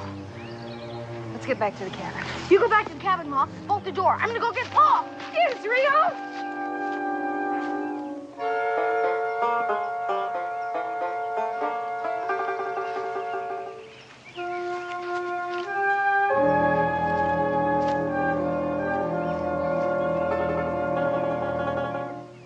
William Dudley. Hang.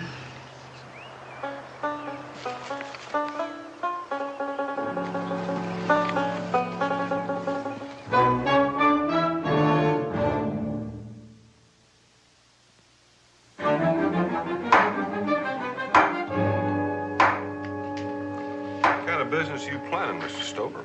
Well, I was hoping to open up a grist mill, if I can find the right place on the river. Pa! Pa! Somebody tried to capture me in a bear trap. A bear trap? Yeah, and they almost did. Look at my jacket. You gotta come quick. Mom's back at the cabin all alone. Mr. Boone. Sir. My wagon is still right outside. Why don't you use it? Thank you, I will.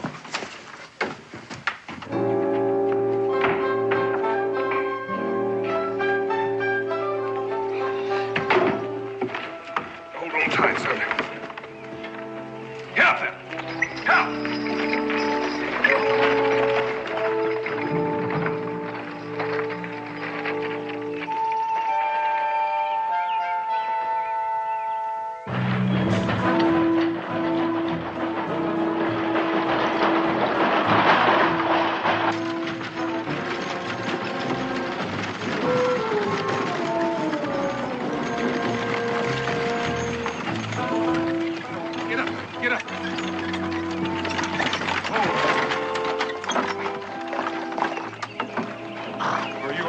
I am now.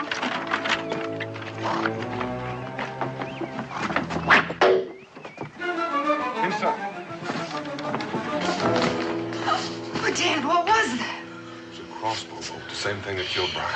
And you still can say this whole thing has nothing to do with Gordon Jarrett? There's some kind of coincidence. I don't know what it is. Those are where those bear traps. They're straight out. Wait, Dan, there's one more thing. I found this near those bear traps. William Dudley. Hanged. That's one of the names I couldn't remember yesterday. He was one of the men on the Primrose boat. And they were both hanged. I just met a man named Stover who said he knew Primrose.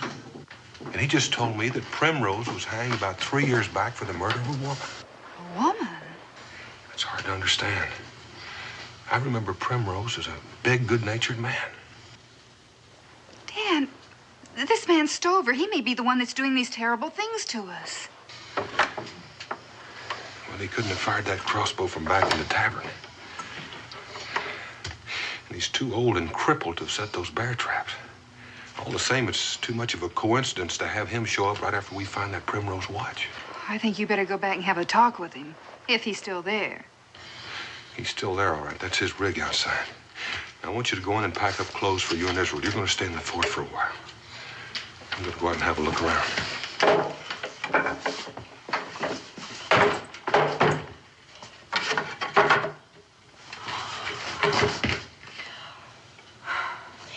Ma, I guess we better pack. Pa's in an awful hurry. You're right, son.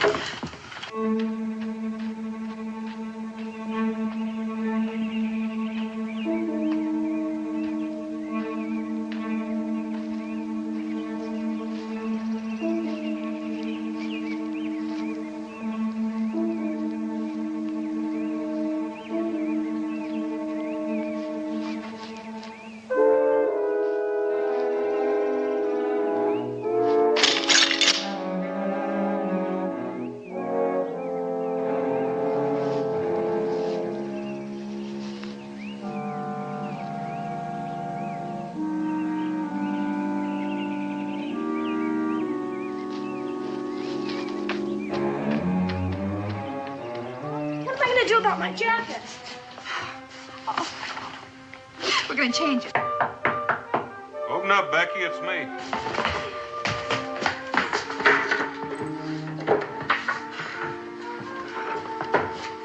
Pa, did you find anything? One more trap that wasn't sprung. You were lucky, son. How'd you happen to go out there? I heard some cowbells. I thought Ellison's cow might have got loose again. And when he got to the traps, the cowbell stopped. And obviously it wasn't a cow. Somebody was leading you on. They left tracks. I'll see where they lead to when I come back. Come back? Aren't you going to stay at the fort with us? I'm going to make sure that you and Israel are safe. Then I'll come back and clear up this matter. Well, I'm not going to let you come back alone. We'll take Israel to the fort, and I'll come back with you. Now, no arguments, Becky. I don't want to worry about anybody but myself. Well, then you bring some of the men back with you. By now, Cincinnatus has got this story all over the fort, and they'll be glad to help. It wouldn't do any good. It seems somebody's trying to kill me, and I want to find out who it is. Oh, is that supposed to persuade me to let you come back alone? Don't you see, Rebecca? If I come back surrounded by friends, whoever's trying to get me is just going to lie low and wait. If I come back alone, he'll show himself. How do you know it's a he? It may be a half dozen days. I want to talk to that Stover fellow again. You can argue on the way. Oh, I certainly shall.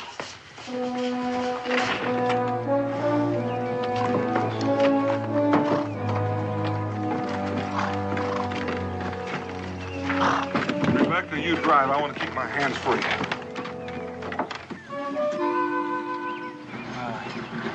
I reckon they must be scared plenty, huh? Just can't take any more of it. Yeah, they're headed for the settlement. Paul's a wily one. Leonard Boone is rigged. You know, he's gonna have Boone eaten out of the palm of his hand, then all of a sudden, the rope. You'll see, little brother, you're gonna see.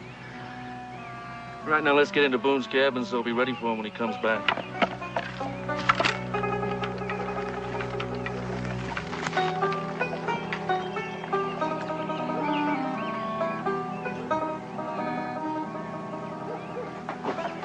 There's no sense wasting this. I'm gonna use it to scare Boone again.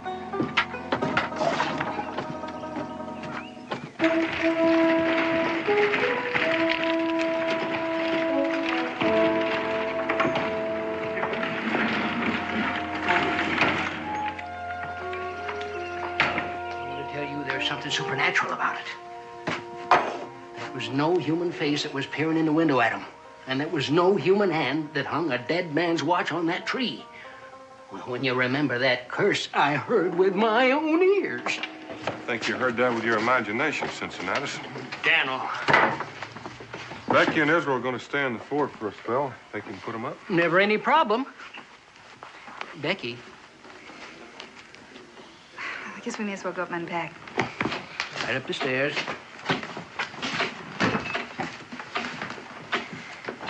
I want to thank you for the use of your wagon, Mr. Stover. Oh, not at all. Anything to protect the innocent. Everything to destroy the guilty. You mentioned that you're James Primrose. Did you ever know of a man by the name of William Dudley? I didn't know him as speaking acquaintances. I don't know murderers, Mr. Boone. I just know of them. I see. Dudley was hanged for murder, too. He was an accomplice of Primrose's. He wasn't hung at the same time because he wasn't caught at the same time. But he was hung all the same. Did you ever run a sawmill? Now, why would you say that?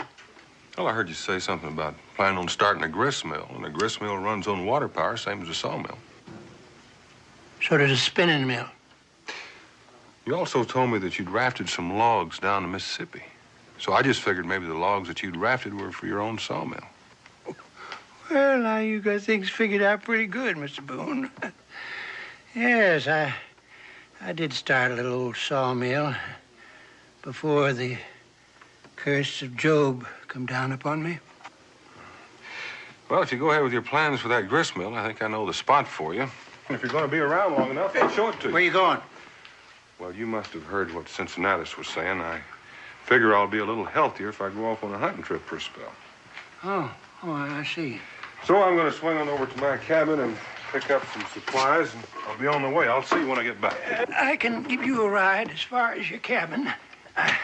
I'd like to talk to you a little more about that site for the grist mill. Well, fine with me. If you don't mind going a little ways past the cabin, I'll show it to you right now.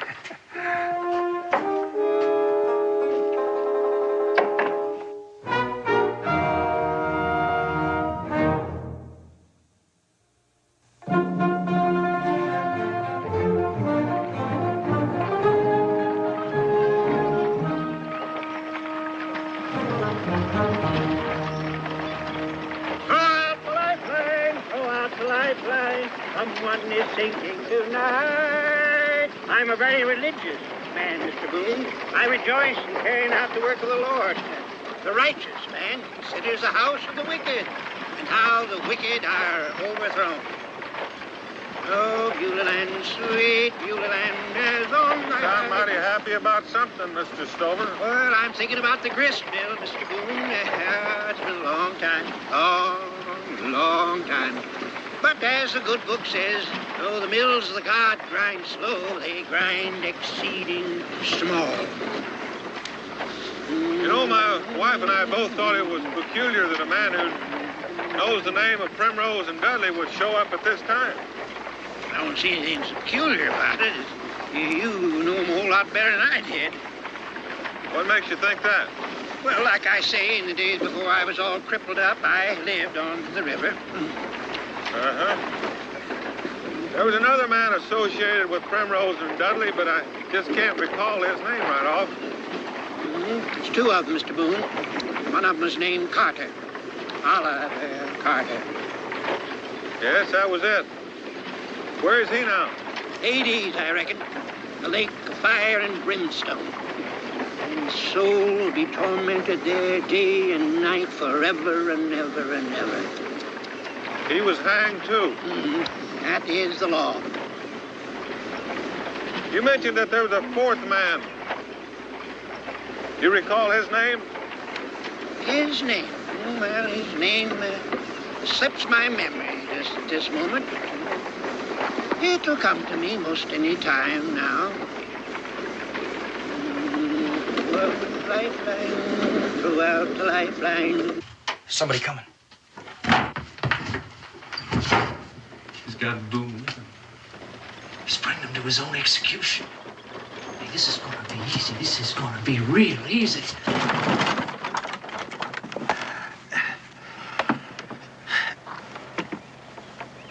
The fourth man on that Primrose boat couldn't possibly have been Jared, could it? Why would you think like that? Because that was the name of the murderer that was hanged in Salem. I think I spoke to you about him. The fourth man ain't been hung yet. Now, Boone, you go on in your cabin, get your pack. Then you can show me the spot for the grist mill.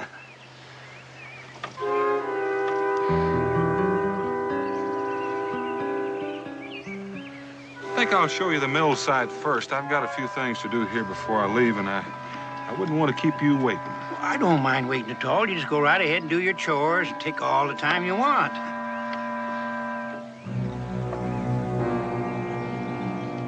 I wouldn't feel right delaying you from the start of your hunting trip. You wouldn't be delaying me at all. I'd better drive because I know the way and you don't. Now, look here, Boone. I am a stubborn old man kind of set in my ways. Now, you go on in that cabin and get your pack. Now, why is that so important to you, Mr. Stover? It is Stover, isn't it? Get him! Hey, he's running away with Pa. Come on! Wait a minute. They could still see us.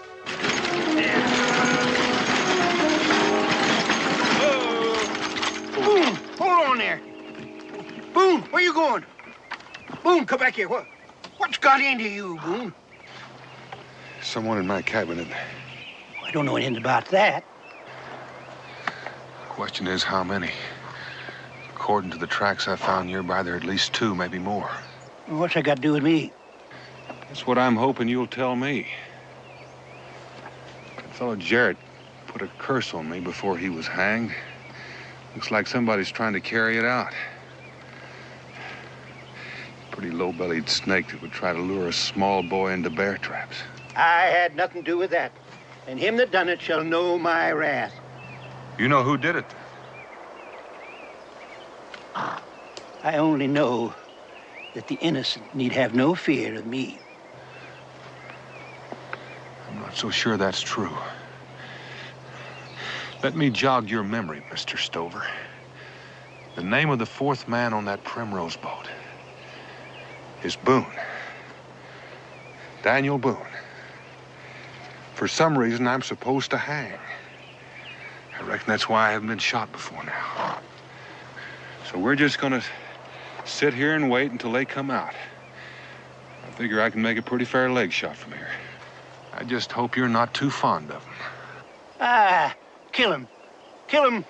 Won't be the first time you murdered one of mine. One of yours? Are you speaking of Gordon Jarrett? No. My Gordon killed an innocent man. He deserved what he got. I'm talking about my wife. You helped kill her, Boone, and you made a cripple out of me. And you remember it, too, Boone. It was on a raft in the Ohio River 10 years ago. You were on a boat that rammed a barge of timber. I was on that barge, me and my wife and my 3 boys. The raft broke apart, and there I was in the water getting smashed by the timbers. My wife was drowning. All of us screaming for help. In the hour of our distress, you closed your ears and shut your eyes and turned away. It took me 2 years before I could walk with the help of thee. Me with 3 motherless boys to rear. And I swore an oath of God that I would wreak his vengeance. I swore that I would hang you all. May the curse of Hades with you, Mr. Boone. Robert! Nathan! Come on! Over here! I got him! The vengeance of the Lord is complete.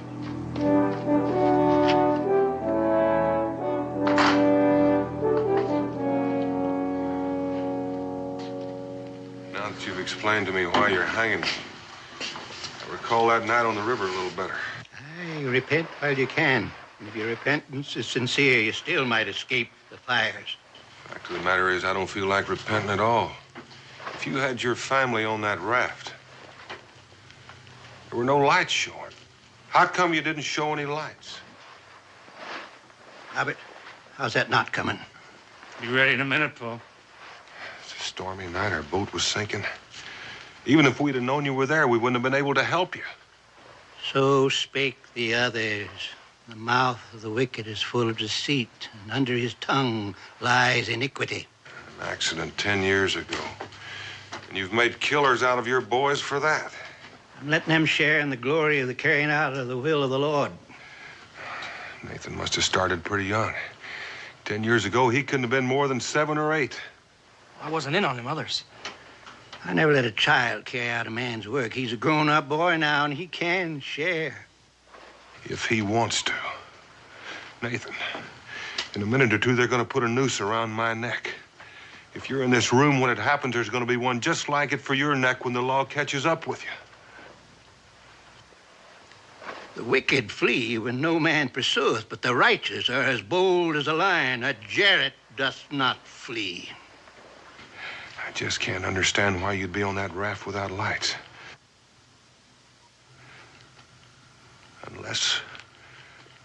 Unless you were stealing it. Stealing it for your own sawmill. That's a lie. Don't listen to him, Nathan. Don't listen to him.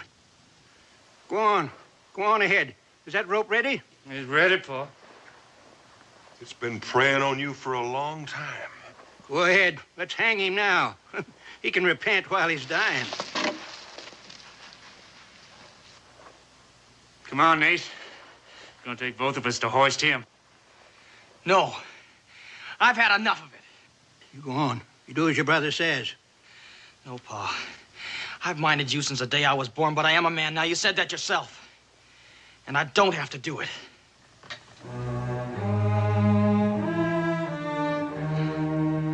There is a generation that curses the father and blesses not the mother. All right, go. Go. With your brother's help, as feeble as I am, we can still leave him hanging in his own home.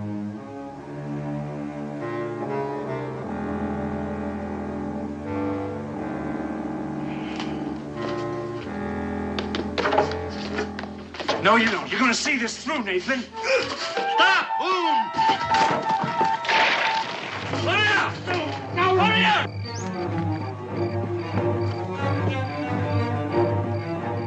Hurry up! I'll get him, Paul.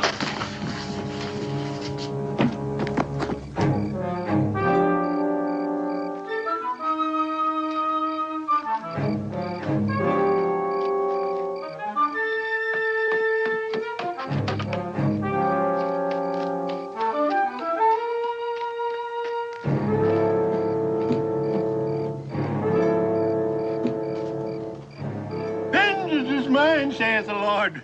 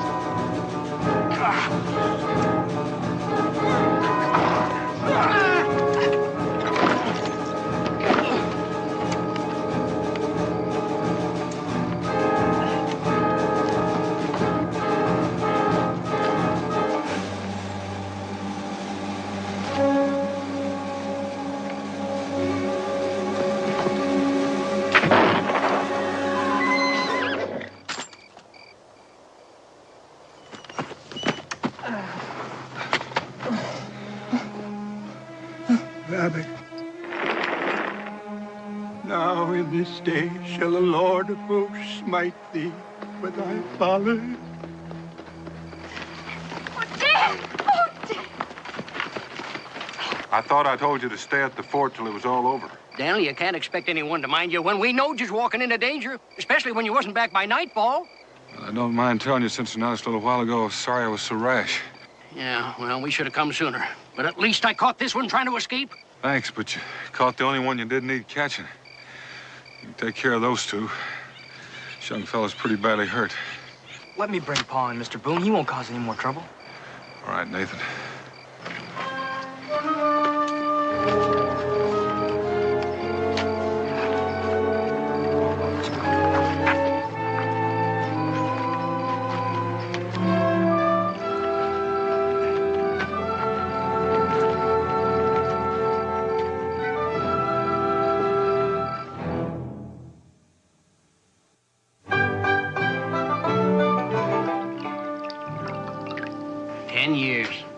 Time to hold a hate as big as his. I think I understand why. He knew he was doing wrong, stealing timber meant for other sawmills. And if his wife was killed because of it, oh, he must have had terrible feelings of guilt and remorse. When he couldn't stand it, he just had to have someone else to blame. And proving himself right by punishing them. He seemed like such a gentle old fella to me. When did you start suspecting him, Daniel? Oh, when Becky first pointed out that he had to be involved in some way.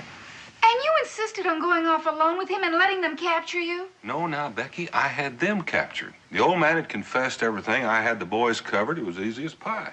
Then what went wrong? Overconfidence. And that's exactly what I said all along. I made the mistake of forgetting that a fanatic never, ever gives up. Well, at least one good thing came out of your mistake.